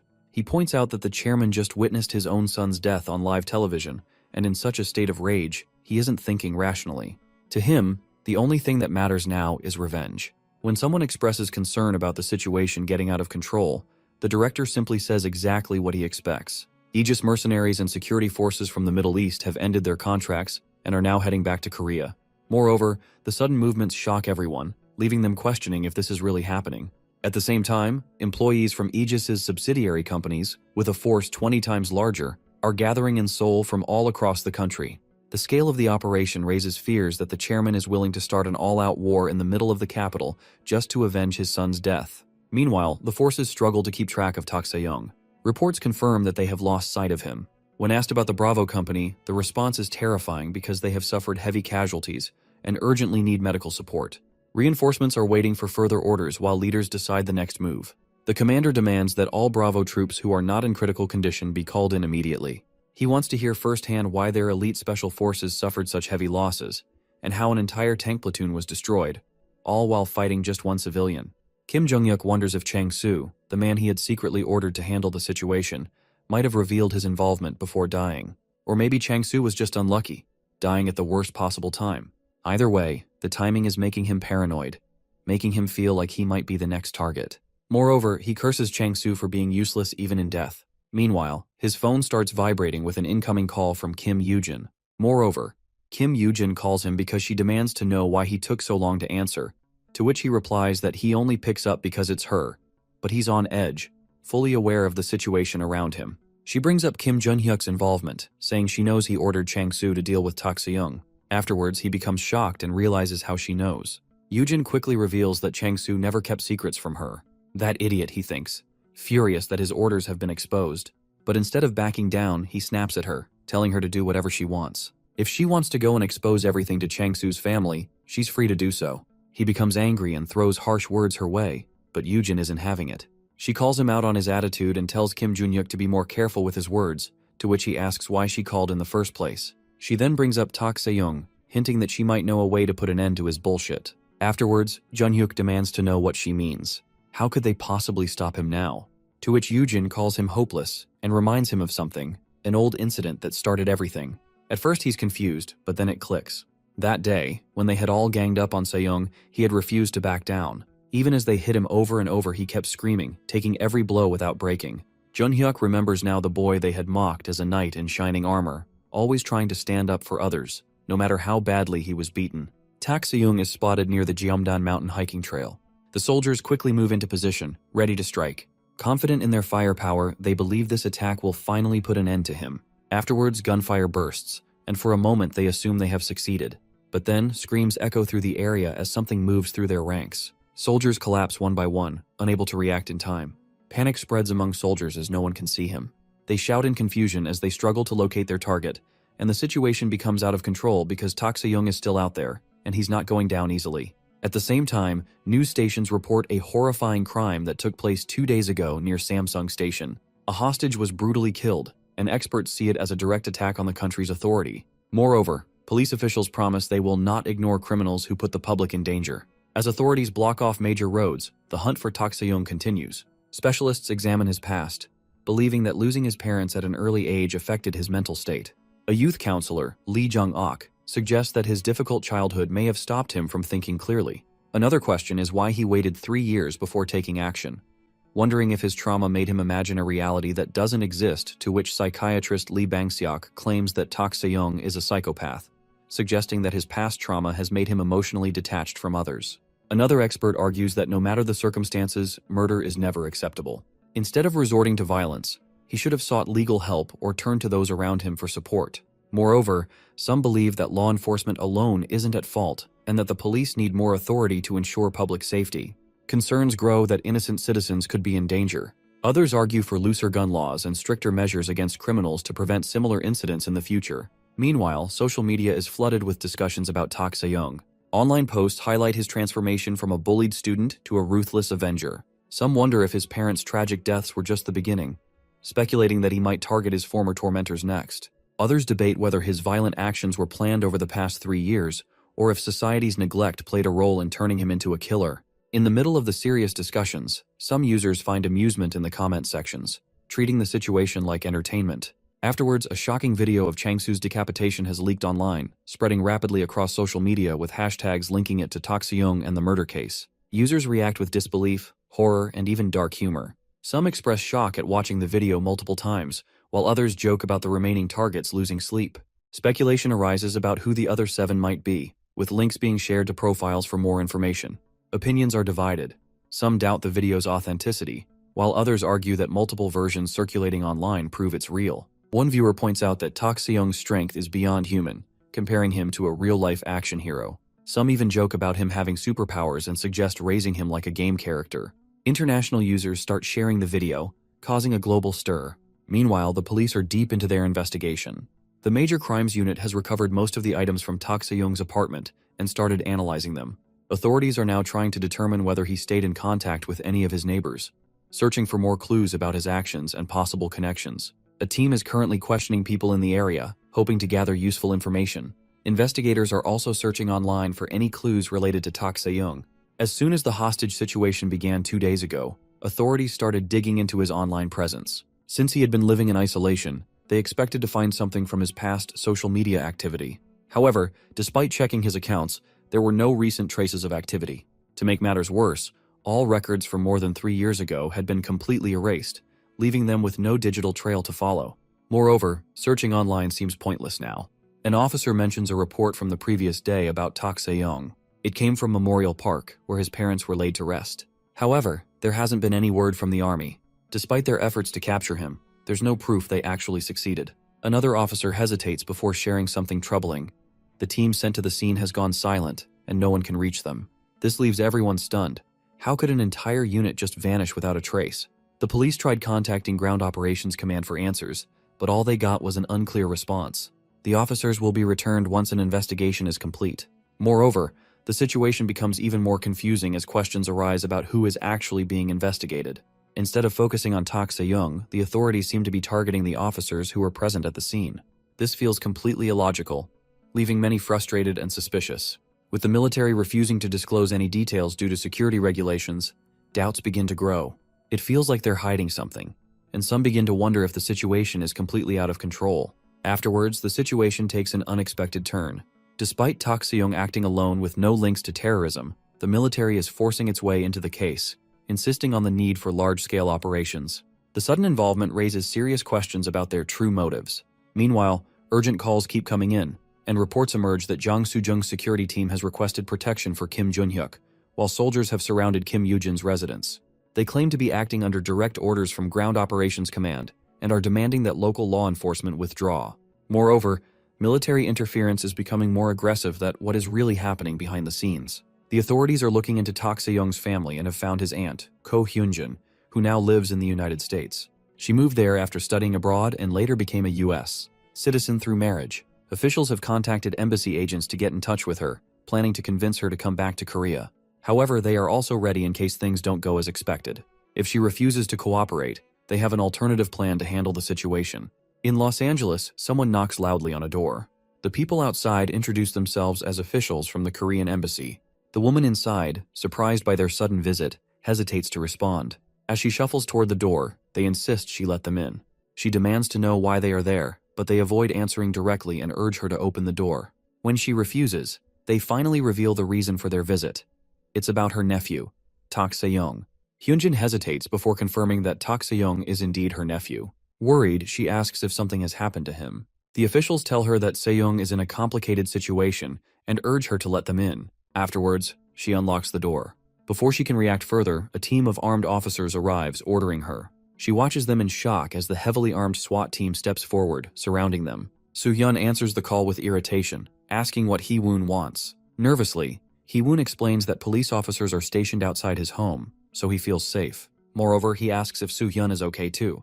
But Soo-hyun coldly reminds him that his father isn't just an ordinary government worker like Hee-woon's. Realizing his mistake, Hee-woon awkwardly mentions that a company like Shinjin must have strong security, even special forces, to protect them. Soo-hyun confidently confirms this, assuring that Tak Seyoung wouldn't stand a chance if he appeared. Afterwards, Hee-woon laughs and assumes Soo-hyun must be at home, but to his surprise, Soo-hyun tells him that he's actually in Yongsan. Moreover, Hee-woon is shocked to hear that Soo-hyun is in Yongsan, to which Soo-hyun explains that his father sent him to the U.S. military garrison there last night with only a small security team, and Soo-ho is with him as well. Hee-woon is repeating the location in disbelief. Afterwards, Soo-hyun makes it clear that even if Tak Seyoung tries to find him at home, he won't be there. to which Hee-woon hesitantly agrees that the garrison is probably safer than staying at home. But Soo-hyun points out that entry is strictly controlled, something Hee-woon wouldn't understand. Hee-woon awkwardly agrees and admits that the garrison is indeed the safest place. Annoyed, Soo-hyun tells him to stop overreacting and ends the call, saying their conversation has gone on long enough. Hee-woon nervously tries to continue speaking but gets cut off. Left trembling, he whispers Seo-young's name in fear. Moreover, Hee-woon panics, desperately pleading for forgiveness. He insists that he only followed orders and had no choice. He tries to shift the blame onto Soo-hyun, revealing that Soo-hyun is at the Yongsan U.S. garrison and was the one in charge. Trembling, he begs over and over, promising that he's sorry for everything. His voice breaks in fear. Afterwards, Seo-young calls his name, to which Hee-woon instantly responds, hoping for mercy. But then Seo-young asks a question. What did Hee-woon and his friends do when he begged for help and pleaded for his life?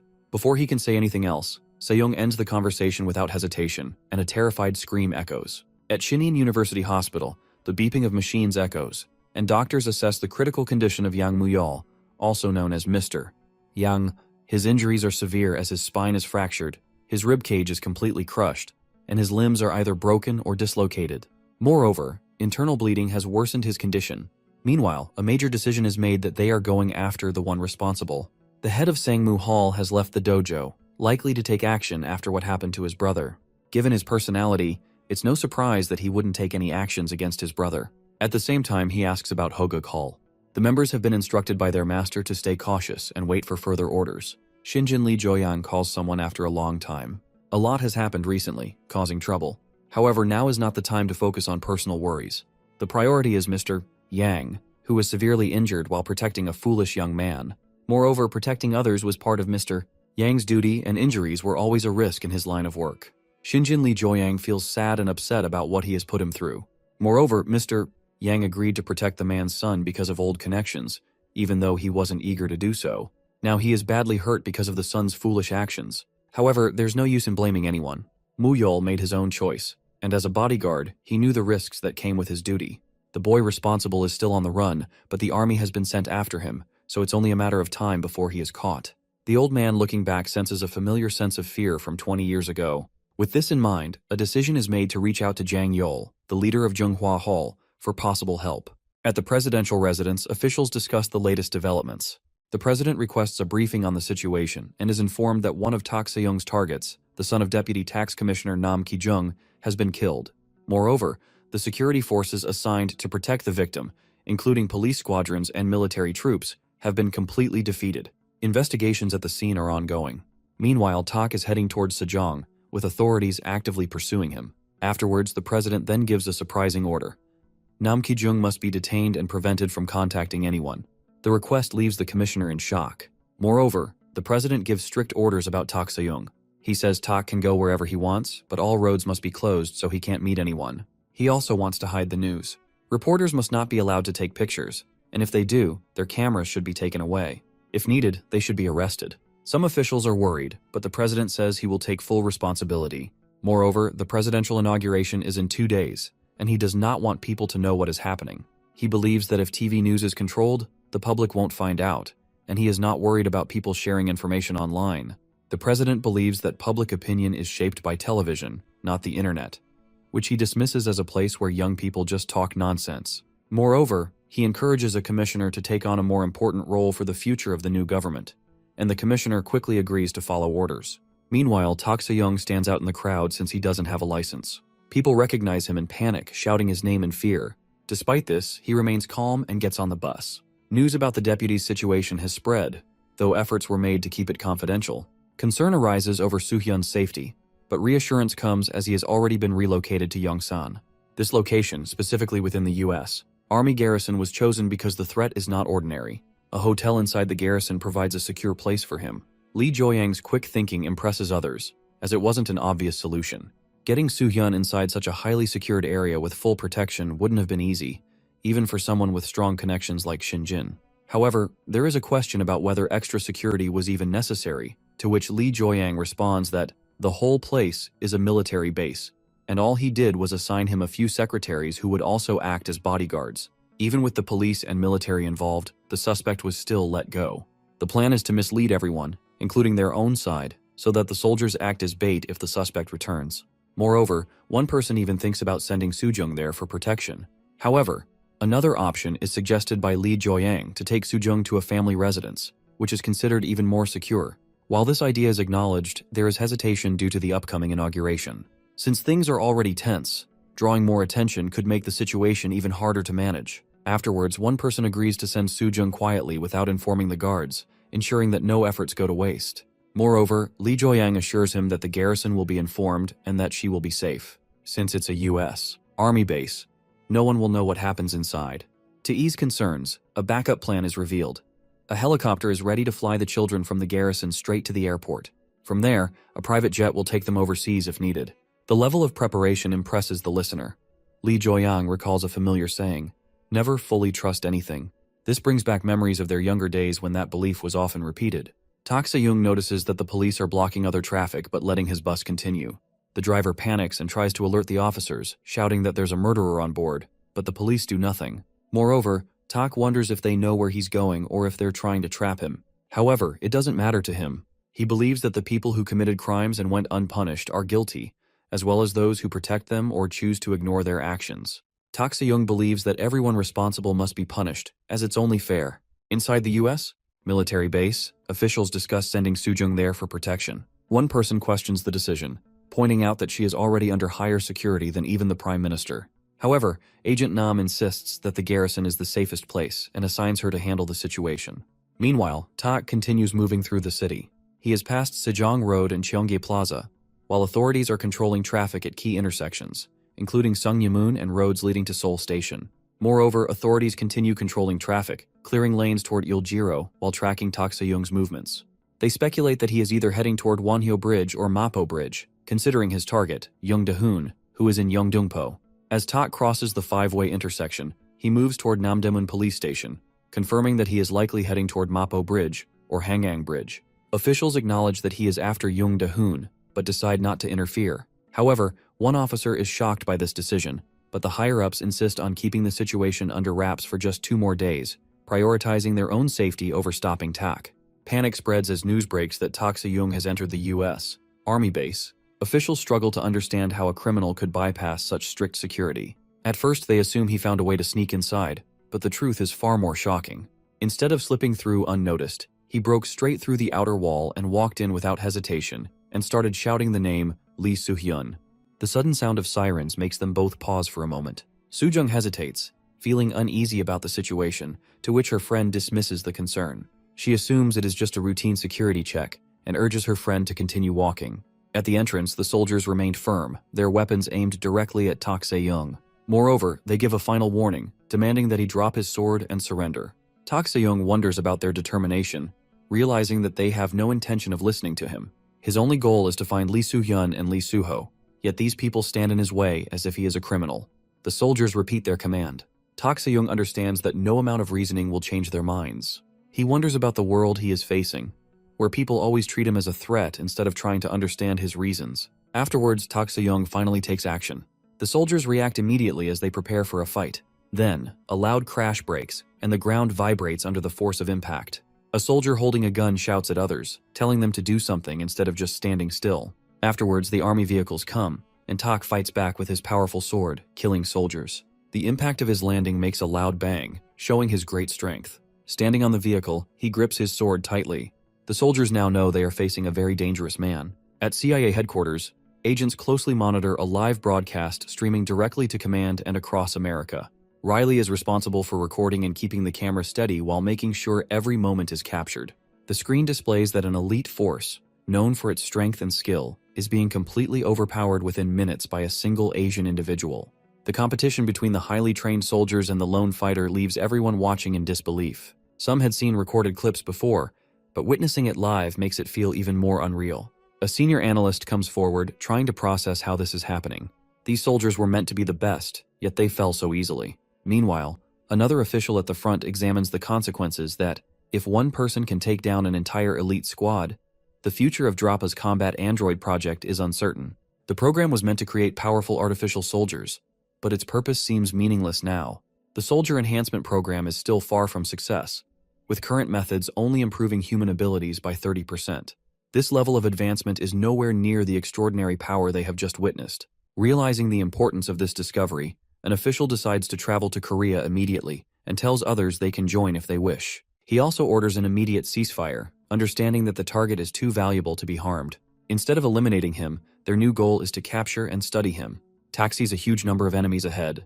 Before they can escape even further, he knows he has to break through. Afterwards, he pushes forward, and suddenly the soldiers stop shooting and start falling back. Confused, he wonders why they are letting him pass so easily. Something feels off. The commissioner is in shock. He can't believe what he's hearing. Tak Se-young has broken into the U.S. Army garrison. He suddenly smashed through the wall and went inside. The police had kept their distance because they were ordered to avoid conflict as much as possible. Since they weren't expecting him to break in, they had no time to react. A notice has been sent to the U.S. Army, and they are waiting for a reply. Nam Ho-jung answers a call. The voice on the other end urgently asks where they are, to which she responds that they are at a hotel inside the U.S. Army garrison as instructed, and they are currently with Lee Soo-hyun and Lee Soo-ho. The caller suddenly orders them to leave immediately, but before the message can be completed, the call is cut off. Something is wrong. Nam Ho-jung realizes and borrows a phone for a moment. Looking at the screen, she realizes something alarming. The phone has the same symbol. The network has been jammed. Moreover, the situation feels off. If the troops were just in the middle of tactical training, it would make sense. Afterwards, talk doesn't feel right because they haven't fully withdrawn, yet they aren't attacking either. It's unclear what they're planning. None of it matters. Anyone who gets in the way will die. That's all there is to it. Before arriving, there was a phone call with Yujin. Soo-young claimed to have a way to stop the monster in its tracks. She even said he would come to them willingly and comply. Afterwards, Soo-hyun tells her that they are probably talking about that guy's aunt. Father has already sent someone to handle it. Moreover, his aunt is no secret since the information was already shared with father. But when Yujin heard about it, she just laughed. Jun-hyuk might know something since Yujin always tells him everything she does. He was frustrating as always, refusing to share any details. There is no way they reached her before father did. Afterwards, Soo-ho is asked to bring some water from the car by Soo-hyun because the water here has a bad smell and isn't drinkable. Soo-jung also requests a bottle, and Soo-ho agrees, stepping away to get it. Afterwards, Nam Ho-jung reminds Soo-jung to go back to their room, to which she responds and feels confused because Soo-hyun is still there. Nam Ho-jung grabs her tightly and whispers that she has a bad feeling and they need to hurry. They walk in the wrong direction from their room, and suddenly, a loud scream is heard, and they start running. Inside a high-security building, a dangerous fight is happening. Tak Se-young, a strong man with big muscles, stands calmly, while others look at him in shock. He is not scared at all, even though many people are against him. The armed soldiers try to stop him, but nothing works. Their weapons and skills are useless against his power. One soldier realizes this man is not normal. He is stronger than anyone they have ever fought. Moreover, some soldiers don't hear the order. They start shooting, but the strong man dodges every bullet. In panic, the soldiers set off a huge explosion. The building shakes, and fire bursts everywhere. He hurries to escape, but he becomes frustrated as he realizes communication near the garrison was completely down, leaving them unable to act sooner. Panic rises when they are denied entry, no matter how many times they try to explain the situation. Even mentioning Lieutenant Colonel Kessler does nothing to help, and all attempts to contact him fail. Soo-hyun curses and rushes forward, desperate to take action. Soo-hyun is desperately calling for Soo-jung, clearly panicking. Moreover, he opens her room and shouts for her name and realizes that Jang Soo-jung has escaped. Afterwards, Tak comes face to face with Soo-hyun, and he freezes in shock and confusion. Tak reminds and blames him for something terrible. A memory from 3 years ago comes back. Tak saying sorry while looking for trouble because he was holding some papers. Afterwards, Soo-hyun admits that 2 people have been bothering him, to which Soo-hyun started to bully him and hit him with his legs. Tak Se-young was in pain, barely holding on to consciousness as Soo-hyun forcefully made him look up. His captor wasn't finished and wanted to make sure he stayed awake. Soo-hyun asked if he recognized them, but Se-young didn't because he had never spoken to them or shared a class, though they seemed to know him well. That only made him more frustrated. They were angry because Se-young had once gotten in their way, something that had clearly bothered them for a long time. As the past resurfaced, Se-young realized he was trapped in a situation that was only getting worse. Moreover, Tak Se-young was confused and in shock, unable to understand why he was being treated this way. Soo-hyun claimed that he had blocked their path in the school halls, but he had no memory of doing so. It seemed ridiculous to him that such a small action could lead to this kind of punishment. That's why Tak is here to take revenge on Soo-hyun because he bullied him in the past over senseless things. Soo-hyun, full of anger, challenges Tak Se-young to kill him. He refuses to show fear, even when facing death. But Tak Se-young doesn't hesitate. He calmly agrees and moves to attack, to which he realizes that it's too late, that his challenge was taken seriously. Desperate to survive, he plays his final card. He warns that if he dies, a woman important to Tak Seong will die too. Moreover, Soo-hyun keeps shouting at the fighter, daring him to kill him. He tries to manipulate the situation by blaming the fighter for his aunt's death, claiming that if she dies, it will be his fault once again. His words are meant to provoke and make him hesitate. At the same time, the soldiers from the ground urgently call out to Mr. Tak and inform him about his aunt, Ko Hyunjin, who lives in LA. The soldier warns that her safety is at risk, hinting that powerful people might be involved. Afterwards, Soo-hyun becomes confident that his father would have taken precautions. He believes that when it comes to money, even America and its military can be influenced. Then, surprising news is delivered that the U.S. government has already stepped in to ensure Ko Hyunjin's safety. They have evacuated her and her family to a secure location where they are now under protection. This unexpected news could change the situation, leaving the man's threats meaningless. The man sarcastically praises the attempt to use family ties as a way to manipulate someone, calling it a basic and predictable tactic, something so common that even beginners are taught about it in training manuals. Then, a new piece of information is revealed. Among the civilians who have been evacuated from the hotel, there are two very important individuals, a Korean Secret Service agent and the child of the president-elect. A superior figure asks whether these individuals followed the given orders, but the response is negative. Instead of complying, they are now requesting a helicopter to safely leave the garrison. Afterwards, one person suggests delaying them, but another warns against acting too quickly. Dealing with the president-elect's child could be difficult, especially with a trained agent by her side. Any wrong move could make them suspicious, which might cause trouble. The order is given to fulfill their request to arrange a helicopter and take them wherever they want to go. However, they must remain under watch and the exact message should be relayed to them. The person in charge acknowledges the command, confirming that everything will be handled as instructed. Meanwhile, the superior figure assures that they will arrive in Korea before morning. Someone calls out to Mr. Tak, informing him that America wants him. Tak Seung addresses Soo-hyun, questioning his actions. It seems things could have ended quickly for him. But now, the situation has taken a darker turn. Afterwards, Mr. Tak states that he expected this resistance from Soo-hyun. He was never the type to be afraid or regretful. Because of that, his death won't be quick. It will be slow and a punishment designed to make him suffer as much as possible. A high-ranking officer orders the soldiers to move aside, but the men in front of him remain still. Moreover, he reminds them of his authority, warning them of consequences, but they remain firm, explaining that they are only obeying higher commands. Afterwards, he becomes angry and slaps one of them. A calm soldier steps forward, urging everyone to stand down.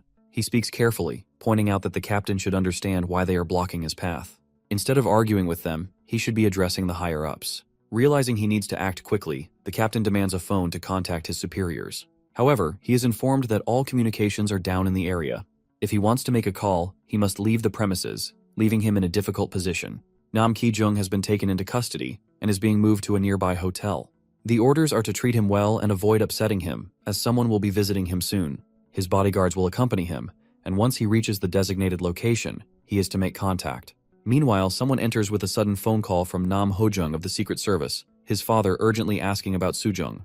The call is quickly transferred, and he anxiously asks about his daughter's safety, to which Soo-jung reassures him that she is unharmed, explaining that they managed to escape just in time after receiving a warning about the attack. Wanting to ensure her protection, Nam Ho-jung asks to speak with Soo-jung's bodyguard. The bodyguard confirms that they are currently in a helicopter and will soon land at the nearest helipad before heading to a safe house. Afterwards, Nam Ho-jung then asks about Soo-hyun's whereabouts. However, he is informed that when they left the hotel, Lee Soo-hyun and Lee Soo-ho were still inside, suggesting that they might be in danger. Tak Se-young remains focused on Lee Soo-hyun and Lee Soo-ho, which unintentionally helps Soo-jung to escape. Nam Ho-jung apologizes for using them as bait, but he is reassured that she did well and should not feel guilty. The situation must stay secret to avoid political trouble. If news spreads, critics might use it against the new administration. She is advised to use this reasoning if she feels guilty. Afterwards, she thanks him for the understanding response. Meanwhile, Lee Joying is trying to get answers. His assistant confirms that Jang Soo-jung entered the garrison, having seen her himself. However, he gets frustrated because Jang Sung-chul is not answering calls. Moreover, he wonders why Sung-chul is avoiding him and questions if he is too focused on gaining power to care about his daughter's safety. At the Yongsan U.S. Army garrison, frustration grows as authorities feel powerless over the situation. A captain, already stressed, wishes for a quiet day but is met with urgent news. Moreover, officers sent to Noryangjin have discovered 2 headless bodies, and it seems Tak Se-young has escaped. The victims, a man and a woman, were found in the basement of a shopping mall under renovation. Their deaths were reported to the police, who immediately sent officers to investigate. Some reporters heard about the case, but so far, the media has remained silent. This lack of news is not surprising, as even previous violent acts like Tak Se-young killing Nam Hee-woon and storming a U.S. military base failed to make headlines. In a country where information is often controlled, such events are quickly buried. Authorities discover that the two victims were officers from Dongjak Police Station, identified as Kim Youngjin and Chae Myungji. They were found in uniform with their police IDs, making identification immediate. However, there is a confusion because when the station confirms that neither officer was assigned to patrol the area, and no official records show them being dispatched. Moreover, the officers did not use a police vehicle, meaning they had abandoned their assigned duties. When asked who reported the bodies, the police revealed that the tip came from an anonymous call. The estimated time of death falls between 11 p.m. and early morning, around 2 or 3 a.m. Afterwards, the officials criticized the American military for failing to inform them that Tak Se-young had escaped. Despite their claims of being a global superpower, they failed to capture a man who had openly entered their base. Another urgent report comes in that a man has turned himself in, claiming to have information about the murders. Authorities are left wondering what new disclosures are about to be exposed. Fear spreads among the soldiers as they witness something shocking. One of the bodies, thought to be dead, suddenly moves. The soldiers panic, and one of them stumbles back, convinced the person is still alive, while others stare in disbelief. Moreover, someone wonders if it could be post-mortem convulsions. But no one is certain. Someone suggests calling for medical help, but others doubt it would make any difference. In the end, they decide to leave the body as it is, disturbed by what they just witnessed. The officers decide to leave the convulsing body where it is, assuming the movements will eventually stop.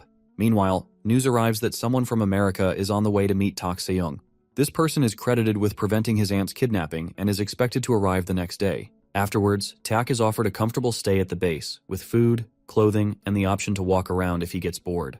After the officers excuse themselves, Paul, the American visitor, finally arrives. He introduces himself, but Tak is uninterested and demands he get straight to the point. Paul notices Tak's sharp and impatient attitude, finding it hard to believe he is only 18.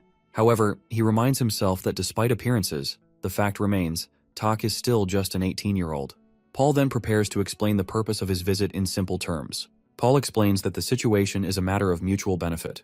The U.S. military did not interfere with Tak's actions despite being in a high-security facility. In fact, they even assisted him, despite some initial conflict where they ended up at a disadvantage. Moreover, he reminds Tak that it was the U.S. government, along with himself, that prevented the Korean government from kidnapping Mrs. Ko. She and her family are currently safe under American protection, which was an obvious decision since they are U.S. citizens. Afterwards, Tak is surprised to hear that it was the Korean government that attempted to take his aunt.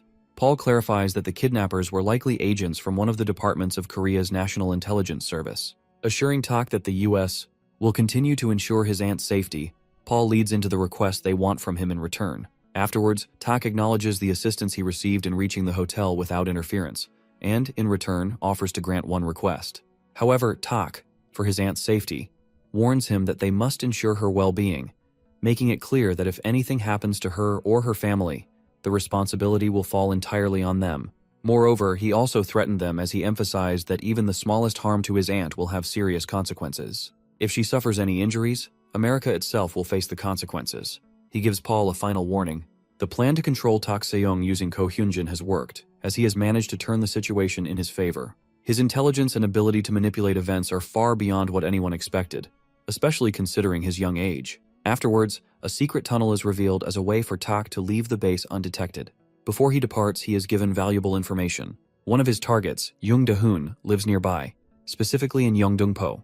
Additionally, Kim Jun-hyuk and Kim Yoo-jin are also at their homes, but they do not appear to be overly concerned about any threats. Despite this, they have been caught trying to escape multiple times.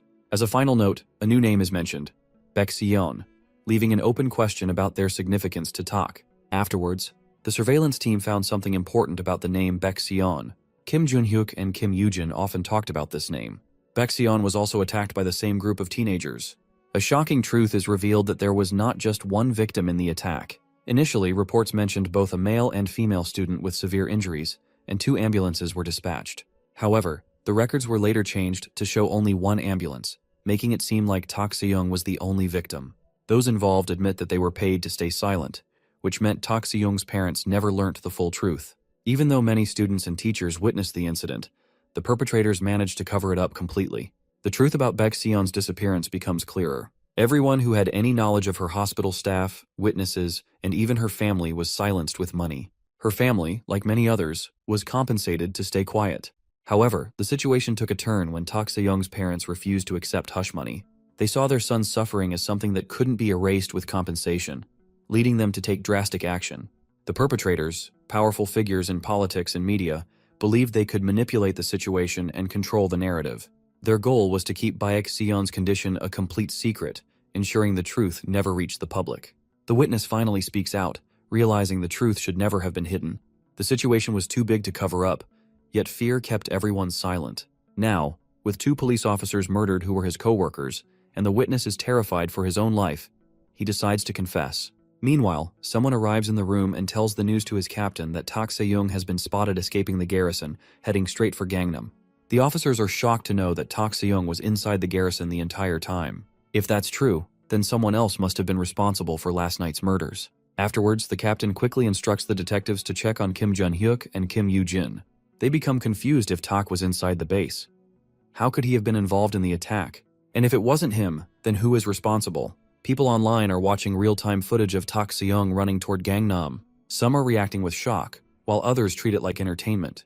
Meanwhile, someone is tracking Tak Se-young's movements in real time and realizes he has changed direction. Instead of heading toward them, Tak is now moving toward Shinsadong. One person feels relieved that they aren't the target for now, but Jun-hyuk panics upon realizing that Shinsadong is where Kim Yoo-jin is. Jun-hyuk tries to warn him immediately, but Yoo-jin doesn't seem to understand the urgency. Jun-hyuk suddenly decides to leave, alarming his mother. He urges her to leave with him before Tak Se-young arrives, but she doesn't understand his fear. Moreover, she reminds him that the army is protecting them, believing they will be safe. Jun-hyuk insists that the army won't be able to stop Tak and that if he arrives, they're all as good as dead. His mother is shocked, but Jun-hyuk claims that he knows a way to stop Tak completely. The detectives are confused about Tak's movements. If he was inside the garrison, it wouldn't make sense for him to be responsible for the murders the previous night. At the same time, witnesses saw him leaving the base today, which raises more questions about what really happened. Their attention then turns to Baek Sion. He assumes she didn't survive because her injuries were too severe. When he first saw her, he believed she was already dead.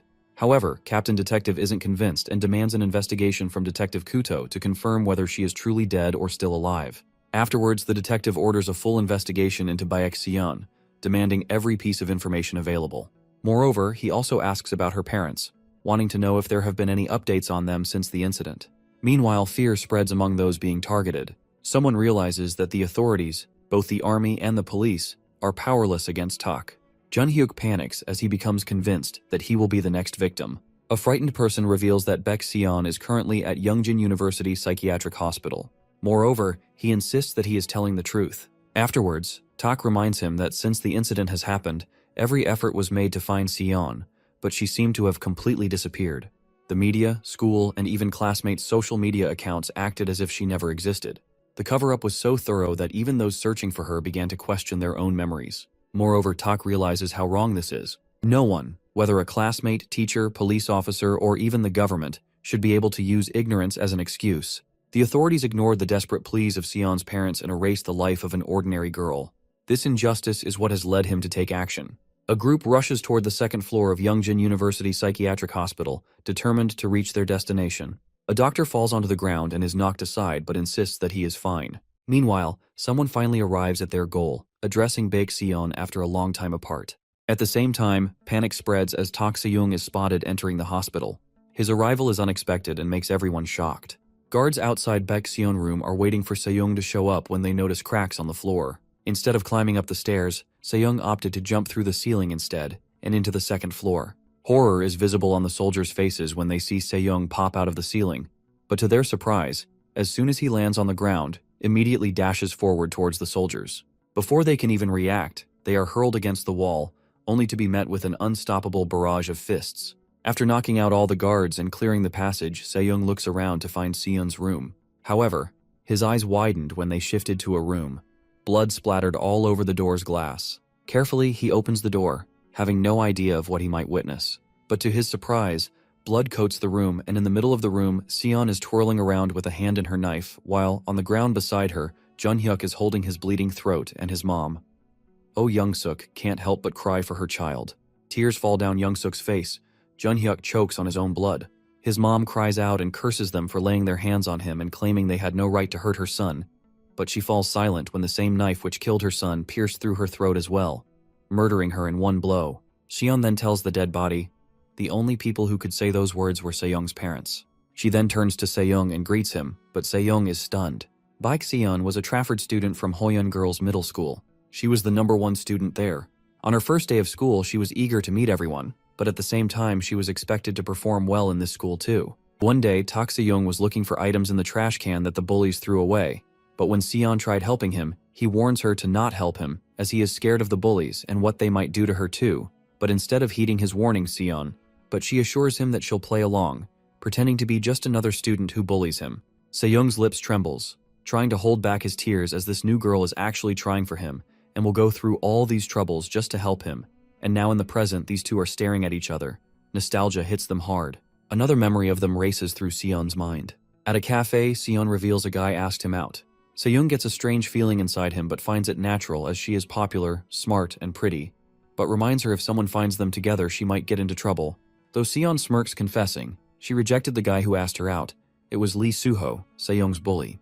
He was the son of the school board director, the board governed by the Shinjin Foundation. Not knowing about his bullies, she reveals she doesn't like Lee Suho's gang. When he tried asking her out, brought along his whole group of friends, advising her to join their group and date within their league. Later on, at school, she made new friends.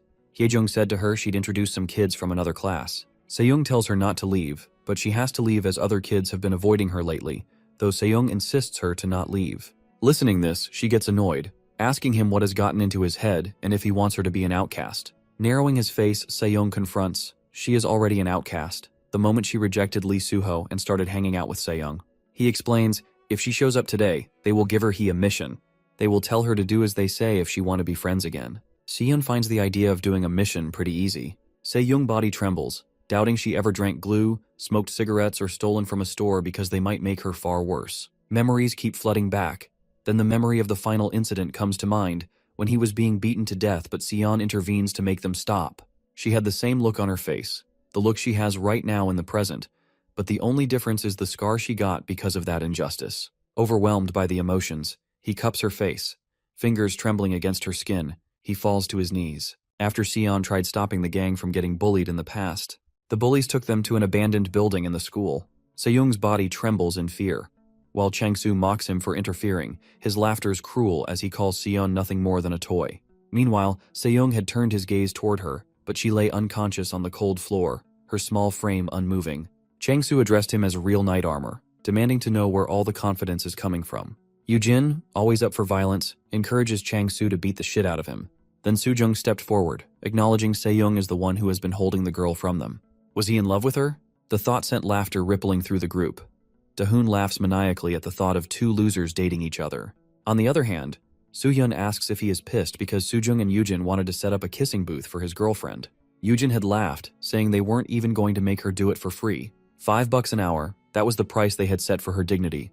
But this guy threw a wrench in their plans. Se-young cries, pleads, and promises to do anything as long as they keep Sion out of this. His words make them all smirk. His desperation only amused them, and they decide to strip him as well his girlfriend, Sion. That being said, Se-young begs them to leave Sion, but their gaze shifts to Sion, who suddenly stood up, looking out of the window. She then looks back at them smiling, and then falls out of that window. A loud crash echoes throughout the abandoned building as she hits the ground.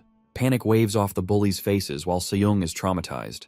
Back in the present, Se-young couldn't help but cry as Sion's name fell from his lips, over and over. Meanwhile, Sion caresses his face and brings her face closer to his. She smiles as she remarks how much he has changed beyond recognition. Furthermore, she acknowledges, Se-young Mist has a lot of questions for her, but they need to get out of the hospital forced. The two exits the room, but a group of guards have assembled, threatening them with their guns to not move another inch, but the enemies weren't just in the front as the doctors and nurses suddenly stabbed the guards. With this shocking turn of events, Se-young is surprised, while the doctor orders his men to retreat. As the doctor approaches the two of them, Se-young takes his position for a fight but stops when he addresses Sion with respect, calling her counselor, and reports that their retreat is prepared. Sion merely nods, praises him for doing work so efficiently. Although he advises them to hurry, Se-young's confusion deepens. What is happening? Military helicopters rush to the hospital, though Sion and Se-young ride a SWAT police van. Sion notices Se-young being quiet, aware of the fact that he must have many confusions. Whereas she points out Se-young has changed drastically and demands to know what happened to the cute little boy she once knew. Se-young doesn't respond, narrows his head so Sion sits in front of him, asking if he is not going to talk to her because she knows he must be curious about many things. His voice trembles, the question slips out. Was she hurt? He thought she was dead. Her body trembles, and the tears she tries to hold back are now falling out of her eyes. She throws her arms around him, holding on as if afraid to let go. She apologizes as she regrets not telling him she was alive all this time and causing him so much pain. He tightens his hold around her. A broken thank you escapes his lips. He is grateful for her being alive. In the police headquarters, the team leader is still grilling the witness about everything he knows. He slams his hand on the table with a loud crack. The witness flinches in fear, but he wants to know whether it is possible that Sion's parents were the ones who killed the police officers yesterday. The team leader is aware that the witness didn't come forward out of guilt. It was an act of survival. The witness admits that it is the truth, but more than that, it wasn't Sion's parents that were the culprits because they are dead. They died in a car accident a year ago, and obviously the dead couldn't commit murder. In addition, Sion's parents weren't good people either. It is partly their fault that everyone had to keep their mouths shut. The witness's face is filled with fear and worry as he questions the leader. How does he think they had managed to silence so many people in such a short time? They initially offered $80,000 in settlement. To the vehicle where Sion and Se-young are, Sion reveals everything to Se-young. She turns to Se-young, challenging him to guess how her parents reacted to it. Before speaking, Se-young assumes Sion's parents ended up like his, but to his surprise, she reveals that they said they'd settle for $200,000, and after a compromise, they agreed to settle for $120,000 on the condition that her medical fees would be covered. Se-young stares at her in shock, his mind unsteady from what he just heard. Sion lets out a bitter laugh. It was crazy, wasn't it? Se-young isn't even family, yet he is so shocked. How could he possibly think she had felt? She reveals that wasn't the only crazy thing her parents did. The worst part is, with the money from the settlement, they went to the police, the paramedics, and even the school teachers. They took the initiative to seek out every single person involved with her and the incident, and convinced them to keep quiet about everything. Se-young's anger rises, and he slams his fist in frustration. The impact is so intense that the van swivels on the road, but Sion knows there is no point in getting angry now. She then points out how she was bedridden for over a year. While Se-young was in a coma, his parents fought their lonely battle against the perpetrators. He found out about their tragic deaths much later, but she was wide awake and forced to watch and listen to everything her parents were doing. She wanted to die when she found out that her hospital room and everything that occurred inside it were being funded by them. To change the subject, Se-young questions about her parents' whereabouts, but is stunned to know they passed away in a car accident. Pressing forward, Sion and Se-young disembark from the van and head towards the river. Meanwhile, the other doctors ride away on a speedboat while Sion invites Se-young into an empty seat. Before he gets on, he asks about her brother, so she informs him that her brother has joined the army, not long after their parents died. He doesn't believe she is okay with leaving her brother, but she reveals that is what he thinks, as the military police suddenly showed up to their house and took him away. He was still a student. The rest can easily piece it together. She then reminds him of the people who were with her earlier, but Se-young suggests she stop as he doesn't want to know more. This surprises her, as those are the ones who helped her get back on her feet and the ones who have been helping her take revenge on those people. Se-young interrupts, assuring her of taking the revenge for both of them, but she doesn't want him to insist on bearing the burden alone. Se-young guarantees her it is not a burden. Sure, he will be the one swinging the sword, but he will be taking revenge for both her and his parents. He even gives her an option to take revenge together. That being said, Sion smiles, thanking him for his sacrifice.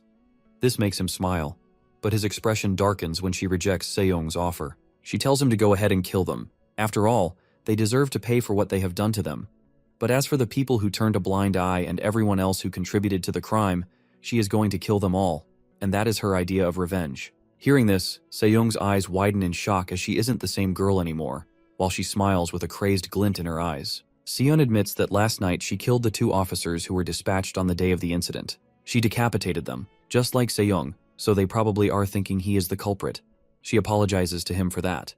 In actuality, she wasn't really sorry. It was her aim to do this in the first place. At first, she wanted to make it look like an accident, but then she saw what Se-young had done. Proper revenge means letting the whole world know why you have done what you've done, and someone has killed their victims. Se-young gets flashbacks of all the people he murdered. He couldn't say anything, so he clenches his fists, being speechless. At the police headquarters, the witness narrates how Sion's parents approached him. It was a few days before they died in the accident. To be precise, it was the day after the video of Se-young's parents had gone viral. They said that the whole country was abuzz with the news, and that it was their chance to demand more money from the perpetrators, with the incident gaining more spotlight.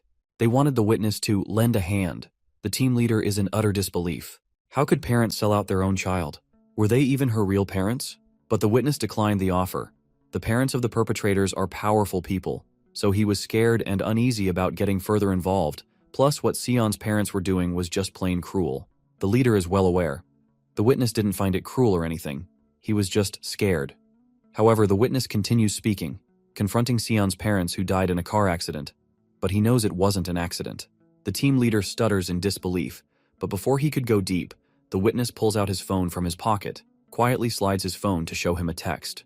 A text he received from an unknown number, the day before the accident happened, threatening to wait as they are next.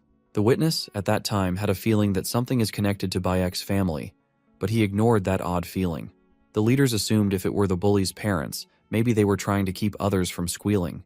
After all, their children were in hot water with the public, but it wouldn't make any sense at the same time. His mind races with tons of questions, but suddenly a detective rushes in, informing the leader, Sion Bayek, is alive. They have received intelligence that Sejong has gone to meet her, and both the police and the army are headed there now. That being said, he grits his teeth and slams his fist on the table. They are the investigative team in charge of this case. Why did the police head there? And why is he even receiving this news right now? Meanwhile, in the river, Sion urges Sejong to continue on his revenge as she doesn't want to stop him, while she continues on her chosen path as well. Sejong is about to offer his services to Sion, but Sion stops him and assures him that revenge is only a part of the endgame. If they leave the bad, they will only become worse. If they sit around and wait for the bad things to improve, eventually the good things will turn bad too. That is why they need to eliminate the bad once and for all in order to establish a new nation. Their conversation is interrupted when a boat approaches them. On top of the boat is an old man, Yang Yong-jong, with a scar on his left eye. The man seems to know Sion as she addresses her. He immediately understands she was in the middle of trying to persuade Sejong. Without hesitation, Sion stepped onto the boat and addressed him respectfully, calling him Dean. Then she turns to Sejong once more, asking him to join them. But the old man advises her to let him be, as they must not force him. Angrily, Sejong clenches fists. Who was this old man? What was his purpose? He demands to know, though the old man reveals they don't have a name, as they are the representatives of the weak who have lost their way. But Sejong ends up leaving them and doesn't get on the boat. Sion didn't want him to leave. She stared at him in hope that maybe he would turn back, but he didn't. As the boat speeds along the river, Sion is caressing a gun while contemplating her conversation with Sejong. A man who she barely recognizes, the old man's companion on the boat, suggests that she should have left with her friend while she had the chance. But Sion does not respond immediately. Instead, she narrows her eyes and studies him carefully. He doesn't seem to be one of them. The man walks away from her, warning her not to think of him like one of their mental hospital patients. She angrily points the gun at him, confirming if he just calls them crazy, not caring about his life. He declares there is nothing sane about a group that teaches kids to shoot people. Hearing that, she tries to explain how they are trying to build a new nation, but she is interrupted when the guy warns her to remove the gun before he kills her. She wanted to kill him at that time, but her intrusive thoughts doesn't take over, and fortunately their conversation is cut short as the old man steps between them and suggests they must find the president's daughter, Jang Soo-jung, before Sejong kills her. Sion doesn't understand the reason behind it. Therefore, the old man elaborates, for the future's sake, they have to stop Sejong before the world completely turns its back against him. Back in the city, parents of all the bullies are crying their hearts out for their children as they failed to save them. Among them, Lee Joyang, Soo-hyun's father, sits in his car, trying to suppress his tears. His assistant then reports to him that Jang Soo-jung did escape the base on a helicopter on the day of the incident, and she is planning to head to Incheon Airport tomorrow. This news infuriates Joyang. The last time he heard about Jang Seok-chal's daughter, Soo-jung. The fact that she escaped means they left his son to die. Joyang has nothing to do except cry for his son to be abandoned by his own friend who he trusted. His heart feels like it is being ripped apart, but there is nothing he can do. All he can do is grieve. Meanwhile, Sejong receives the information of Jang Soo-jung arriving at the Incheon airport. The report is given to him by one of the members of the Shinjin group on top of a building. Confirming the news, in an instant, he throws the man aside, his body landing among several others who are already unconscious. The next day, at the National Assembly, Jang Seung-chul is taking his presidential oath, promising to uphold their country's constitution. At the same time, in another building in the city, a ton of soldiers are guarding the entrance and are covering the whole area of Young Da-hoon's place. They know Sejong is coming. It is only a matter of when. Not far from the scene on a nearby rooftop, Sion and her group are watching the efficient, high-powered soldier. She stands there waiting for him, But when her companion asks her if he is even coming, she is not too sure judging from how he has been acting, but he will come. After all, Dahoon's one of the 8 bullies. Her companion is worried, as they have a big-sized team today, which means they have to be careful when they retreat too, as staying too long would be dangerous for them. But Sion finds it simple. They can just eliminate any witnesses. Though her companion asks her if she is okay with this because she wanted to deal with the guy personally, her expression darkens as she explains he must not know what it is like to be on the receiving end of such violence. She says she hates those bullies, but she hates the army and the police more for protecting them. Those people didn't join the forces to protect the weak. All they are parasites that use orders as an excuse for their crimes. That is why killing the 8 bullies won't make much of a difference. So she is letting Se-young have them for the sake of a greater purpose. On the other hand, Se-young charges forward to the Incheon International Airport, the place where Jang Soo-jung is arriving soon. The whole airport shakes when Se-young lands on the ground with a loud bang. People immediately scream upon seeing him and start running away. Screams echo through the terminal. One unfortunate civilian accidentally drops his phone. While running away, it bounces off Se-young's chest. On the phone screen, the president, Jang Seung-chul, is still giving his presidential oath. Inside the airport, Jang Soo-jung recalls the conversation she had with her father. His words still ring in her ears. Her father advised her to move abroad if she wants to survive. It is the only way to protect everything she has. He was not happy about that, but they are all about to suffer the consequences of her actions. Not having any choices, she accepted to listen to his father and is currently sitting with Nam Ho-jung, a member of the Secret Service. Jang Soo-jung looks at her with her pleading eyes, eager to know if she is coming with her too. Nam Ho-jung assures her she will be protecting her until Soo-jung has been transferred to the security team on site. She reminds Soo-jung to follow her advice, or it will only get harder for her. She tells her not to log into blogs or any of the social media accounts, and don't use any messenger apps either. For her own safety, her schooling will be replaced with a private tutor. Avoid any contact with neighbors and don't make friends with any peers. Soo-jung turns to her in confusion as she thought all she had to do was go to the States. But Nam Ho-jung reveals she must not stay longer than 1 year in any given country as the chase will continue until Se-young has been captured. The higher the threat, the shorter she stays. Meanwhile, in the airport security office, Dean Yang Young-jong watches the surveillance footage, Se-young's approach in the airport CCTV. They have to stop Se-young, but the dean knows he is not someone easily stopped. His attendant reminds him that they have a response manual for this kind of situation, but the dean points out this manual is for normal opponents. It won't give a solution for their problem. They should always assume the worst when it comes to Se-young, or else they will be the one to die. Yang Young-jong then contacts a sergeant to know how long before Jang Soo-jung boards the plane. The reply comes swiftly. 20 minutes. That is all the time they have left. Listening to that, he orders them to hurry and initiate the backup plan. They must help the president's daughter. The sergeant assures him they can initiate the plan with no problem since they have been on standby. After talking to him, the attendant suggests the dean head out, but first he needs to talk to Se-young. He doesn't know if it will work, but they need to stall for as much time as possible. The attendant is not in agreement with Yang Young-jong meeting him, but Jung-sun is not meeting him to provoke him or anything, just wanting to have a brief chat. On the other hand, Lee So-chul from the airport cybersecurity department approaches agent Ho Jung-nam, suggesting they come with him as Tak Se-young has broken into the airport. Se-young is heading inside the airport but is stopped when he spots Jung-sun in front of him. Yang Young-jong does not hesitate. He makes a request. He asks if he couldn't let Jang Soo-jung go just this once, for the future of the country that Sion envisions. In order to create the new nation, they need Jang Soo-jung alive so that they can use her in their talks with the government. She is the president's only weak spot. Se-young asks him if the dean thinks he could stop him by himself. Without answering him, Yang Young-jong informs him that if Jang Soo-jung dies now, Sion will be very disappointed. She is awaiting Se-wong at Jung Da-hoon's home. Se-young makes it clear that Yang Young-jong's negotiation with the government has nothing to do with him, and warns him this is the last time he used Sion as a pretext for spouting lies. If it happens again, he can bring up Sion all he wants, but Se-young will still kill him. Fear flickers across the dean's face, but Se-young is already moving forward to do what he has to do. No one can stop him. No one can use someone else's name as bait to melt his heart. Inside the airport security leads Agent Nam and Soo-jung through a different path in the airport. When Agent Nam worries about the route, they assure Nam Se-young has no idea about this route, as the route they are about to take is an unofficial one. Meanwhile, another contingent of soldiers is standing at a ready position in the airport. Their commander warns them to shoot Se-young on sight and keep up their guard. Suddenly, before they can react, their eyes widen in shock. Se-young is already behind the commander, his presence unnoticed until his voice slices through the air. The commander spins around, his hand trembling as he raises his gun. But it is too late. In a single motion, Se-young's sword flashes, cutting through the air before the commander can even pull the trigger. At the same moment, Yang Yongjong is also getting reports from his subordinates. Sejong is currently heading towards the runway looking for Jang Soo-jung. Yang Yongjong knows Sejong's senses are much more advanced than those of normal humans, so he advises his subordinate all personnel should avoid contact with Sergeant Major and Kang Hyun's squad.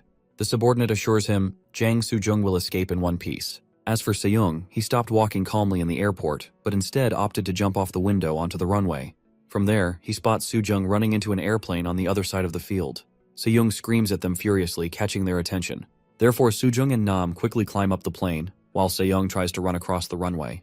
Deep down, he is aware he won't be able to reach her even if he jumps.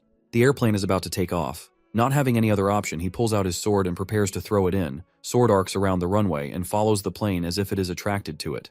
The sword then sliced the upper part of the plane. Inside, Agent Nam covers Soo-jung with her body like a shield so she won't get hurt, while the sword cuts through the cabin. The plane wobbles and obviously slowly crashes down to the ground, not causing any severe harm to Soo-jung. Security cars appear immediately, surrounding Sejong. They take this as an opportunity, as Sejong doesn't have his weapon with him right now. The soldiers point their guns at him and barrage him with the bullets and even grenade launchers. Quietly, Nam and Soo-jung get out of the plane. As explosions occur behind them, it catches their attention and forces them to look back. To their surprise, through the smoke and fire, a silhouette emerges. Sejong is now standing on the top of the plane in front of them, while regaining possession of his sword. Witnessing this, Soo-jung and the agent start running away, but Sejong leaps in the air and lands in front of them, blocking their way very easily. Sejong stands atop the wreckage, his figure barely touched by the destruction. He smiles, knowing he finally cornered the prey he wanted to hunt for so long. In fear, Soo-jung falls to her knees, her body trembling out of fear, well aware that her time is definitely up. Agent Nam is on the verge of crying, but she is shivering as well, but she can't really do much at this point. Sejong mutters her name under his breath, his lips curling into a monstrous grin. He approaches both of them and keeps muttering Soo-jung's name over and over again. SWAT vans quickly start emerging at their location, and heavily armed forces rush out of them, filling the runway, familiar with the fact that something very bad is about to happen. However, Sejong is already standing right before Soo-jung. She sobs uncontrollably, her body trembling and flinching as fear overtakes her body. Just then, a broken apology escapes her mouth. She acknowledges that what she did to both him and Sion is not something that can ever be forgiven. But she still pleads to Sejong to give her one last chance to make up for every blunder she made in the past. Her eyes fill with hope when Sejong suggests that she should leave if she wants to live. She is about to express her gratitude, but she notices that Sejong is actually talking to Agent Nam, and not her. Sejong further warns her he has no intention of killing anyone who is not a target as long as they don't get in his way. It is his rule, he only kills if he gets attacked by someone. Agent Nam freezes, not knowing what to do. She takes a moment, but obviously it was a matter of her life as well. So without having any other choice, she leaves Soo-jung behind. Collapsed on the ground, Soo-jung stretches out a trembling hand toward her Uni, who walks away with tears rolling down her face. Desperately, she screams for help, her voice miserable and broken, pleading for her Uni to turn back or for anyone to save her. But her cries are unanswered. She tries reminding everyone who she is. She is the daughter of the president. She screams at everyone and begs. Why won't anyone step in? She points at the police and the military and insists that they come forward, orders them to arrest Sejong, and tells them to arrest him already. Having had enough of her nonsense, Sejong calmly raises his giant sword, then powerfully brings it down on Soo-jung. With a single intensified strike, he cleaves her in half, blood spraying across his face. For a moment, time seems to slow. Flashes of his mother, father, and Sion flood his mind. His lips curl into a chilling smile with satisfaction. Only one remains now. In another country, Japan, at the Cabinet Intelligence and Research Office, a meeting is being held. The leader suggests to all his members that there was no room for hesitation, no space for half measures. To limit themselves to a single strategy was to invite failure, and failure was not an option. They must find a way to pressure and win over Tak Sejong, employing every means necessary to secure it. They need a contingency plan in case they fail to secure Sejong, a plan to obtain that power for themselves. Some suggested that before they could break Tak Sejong, they needed to understand him. Where had he acquired such strong power? How had he obtained it, and more importantly, how did it work? Without this knowledge, any strategy would be incomplete, any attack potentially meaningless. His strength is not just a weapon because there is definitely something more to it. Some grew impatient, denying the need for detailed strategies.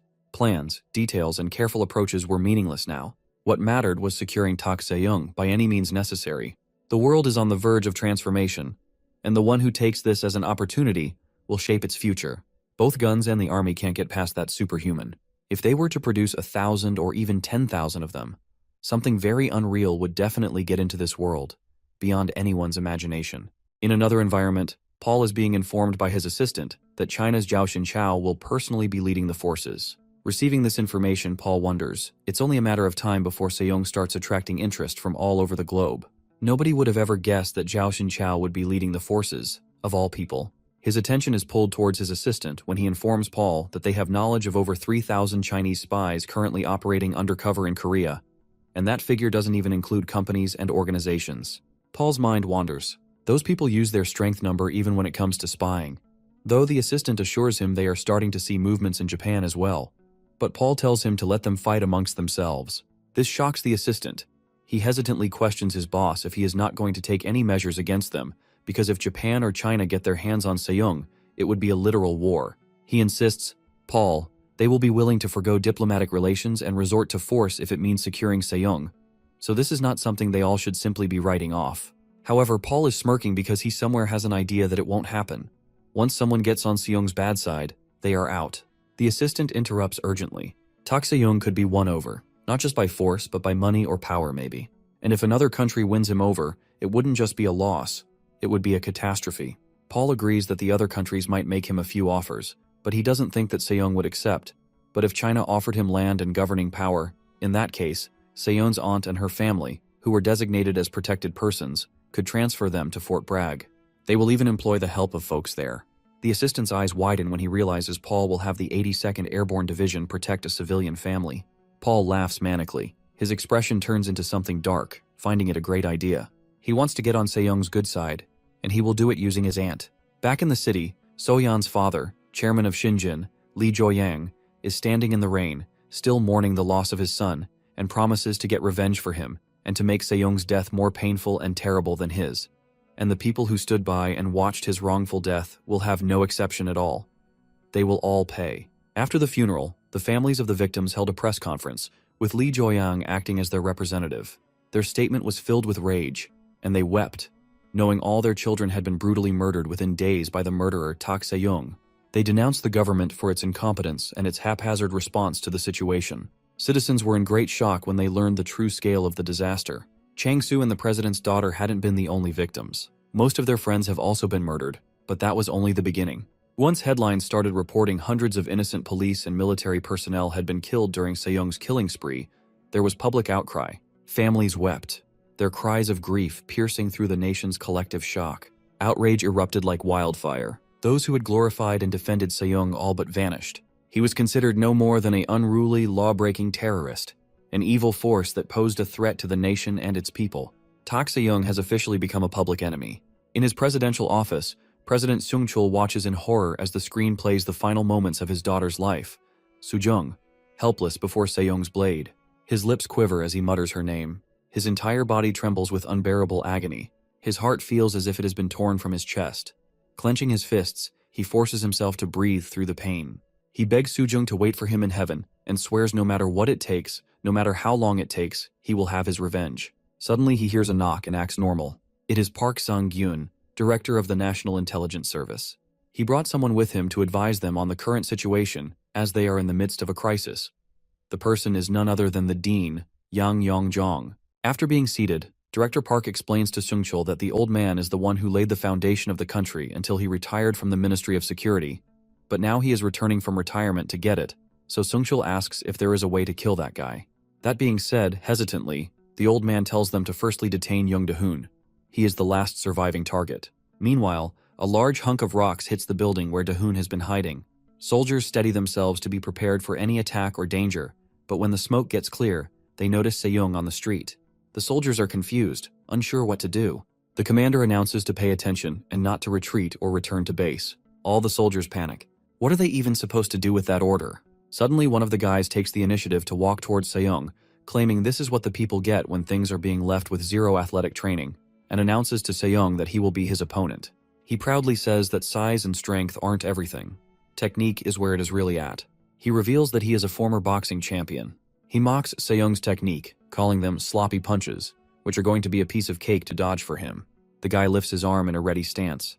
Sejong looks at him quietly, but in an instant, the guy meets a powerful punch and the guy ends up flung back into a building. Just then, the soldiers get the order to form a defense line and should not engage with Se-young at any cost, but report his movements immediately. Se-young sighs, but his gaze darts upward, and he notices a group of helicopters overhead. Da-hoon has already been evacuated in one of the helicopters, though the helicopters split up and fly in different directions, thus confusing Se-young on which one Da-hoon is in. Se-young's anger rises, and he jumps to the side of the building, leaving the stunned soldier behind. He then lands in Da-hoon's room, but only a picture of him with other bullies is left. Se-young grits his teeth and clenches his fists, taking an oath that it doesn't matter where he goes or where he hides, he will find him and kill him no matter what happens. Nearby, on another side of the street, Sion and her group are still on the rooftop. Sion watches the video of Soo-jung's murder. Her grip tightened around the device, her expression unreadable. She wanted to kill herself. However, her commander gets a call, someone on the other side of the phone, ordering him to assemble a squad to keep watch over Se-young. The person wants the rest of him and his company to return to base. Confusion flickers across the commander's face. Se-young has only just arrived, and the battle is far from over. Why retreat now? Before he can question it further, a call comes through.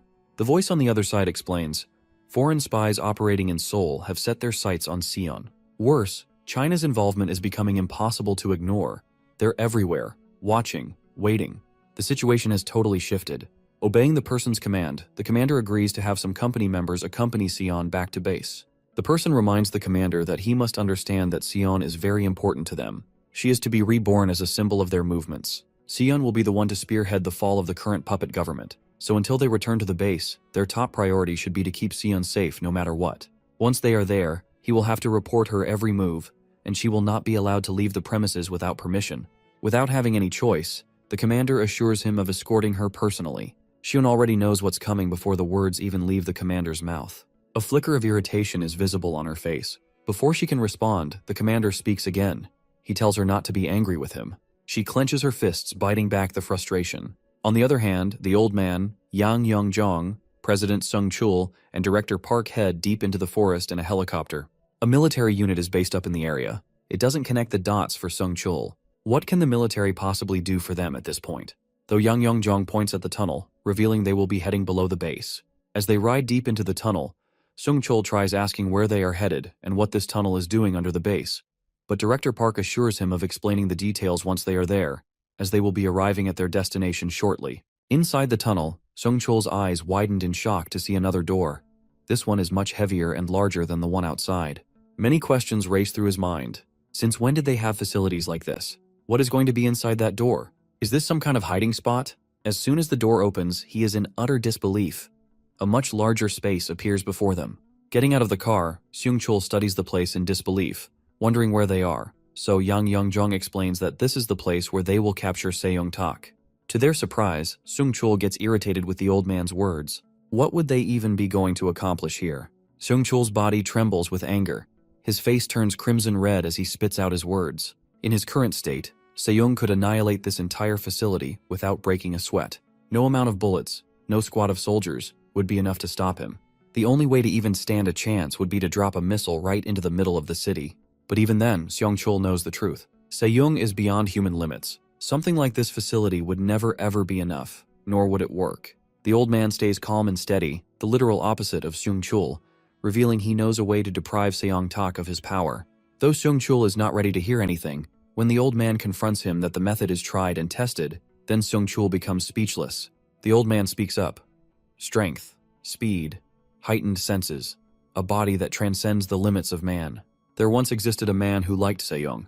It happened 30 years ago. For Sung-chul, it was like the ground slipped from his feet. He is not ready to believe it.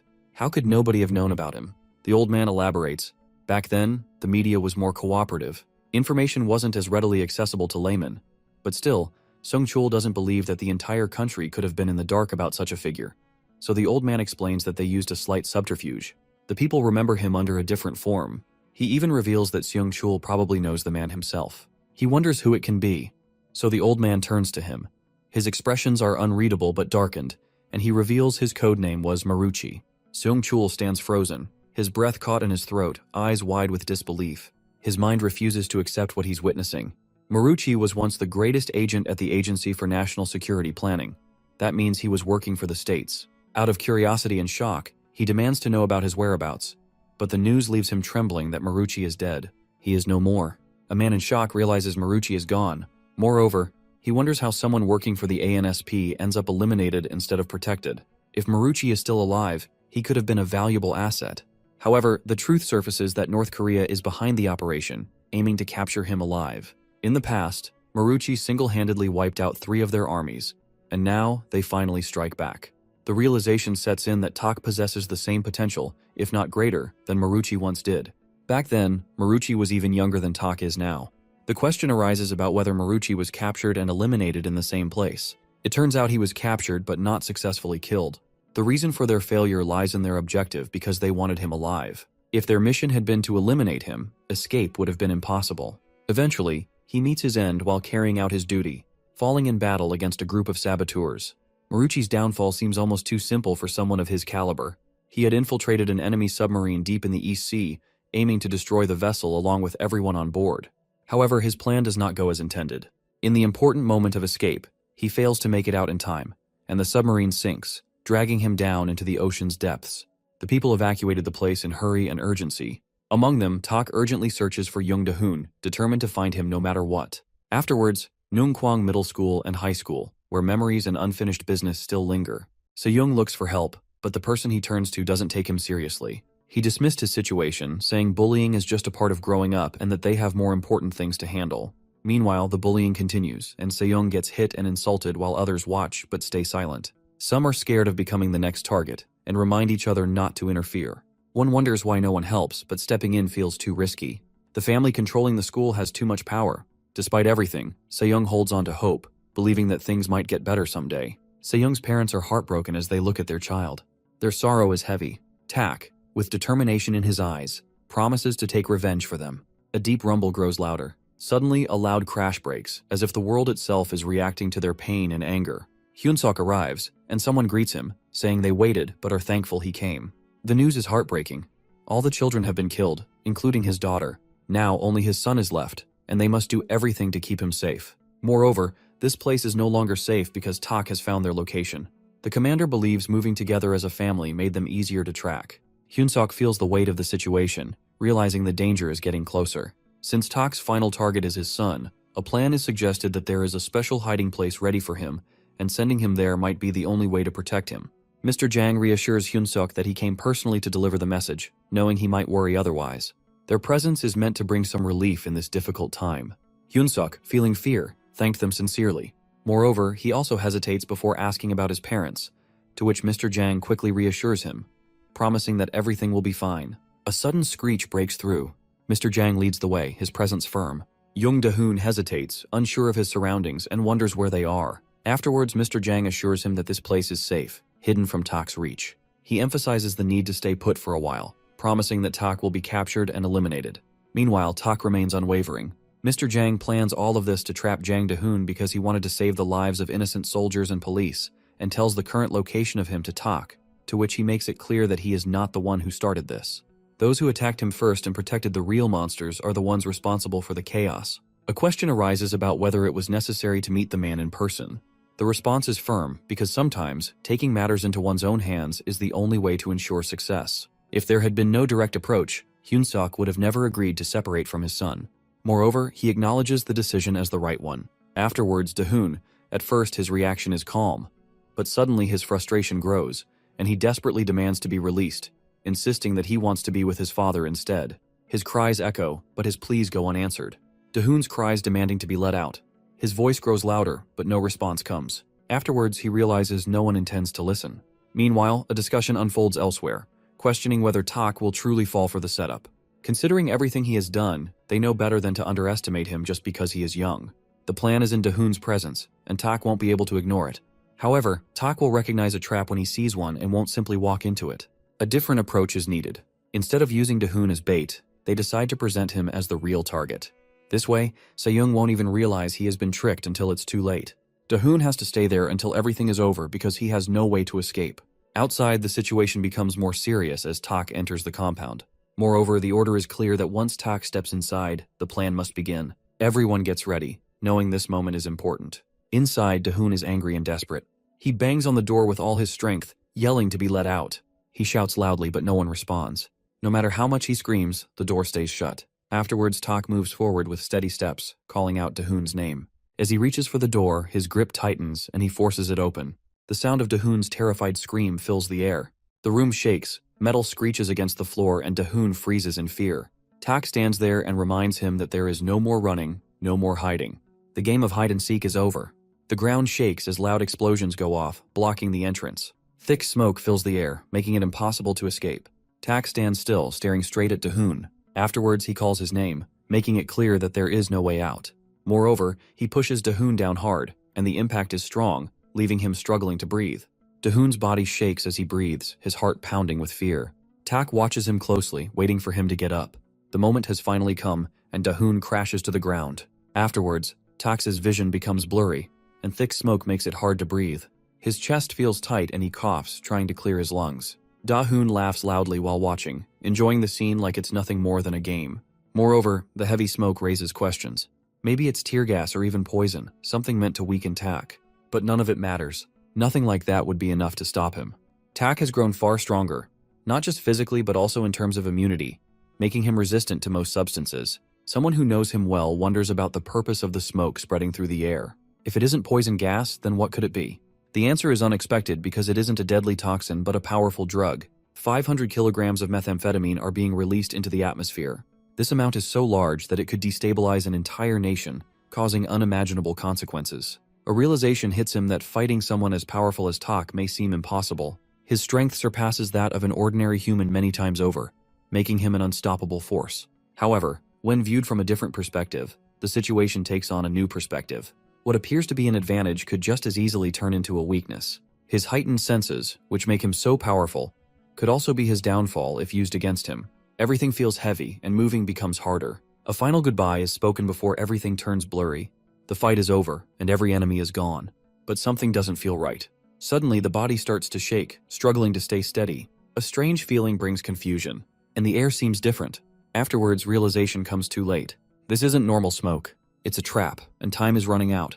Tak falls to the ground while he shouts Jang Sungchul's name. Jang Sungchul, Director Park, and Yang Yongjong wear expressions of pure shock as they witness the horrifying beast before them.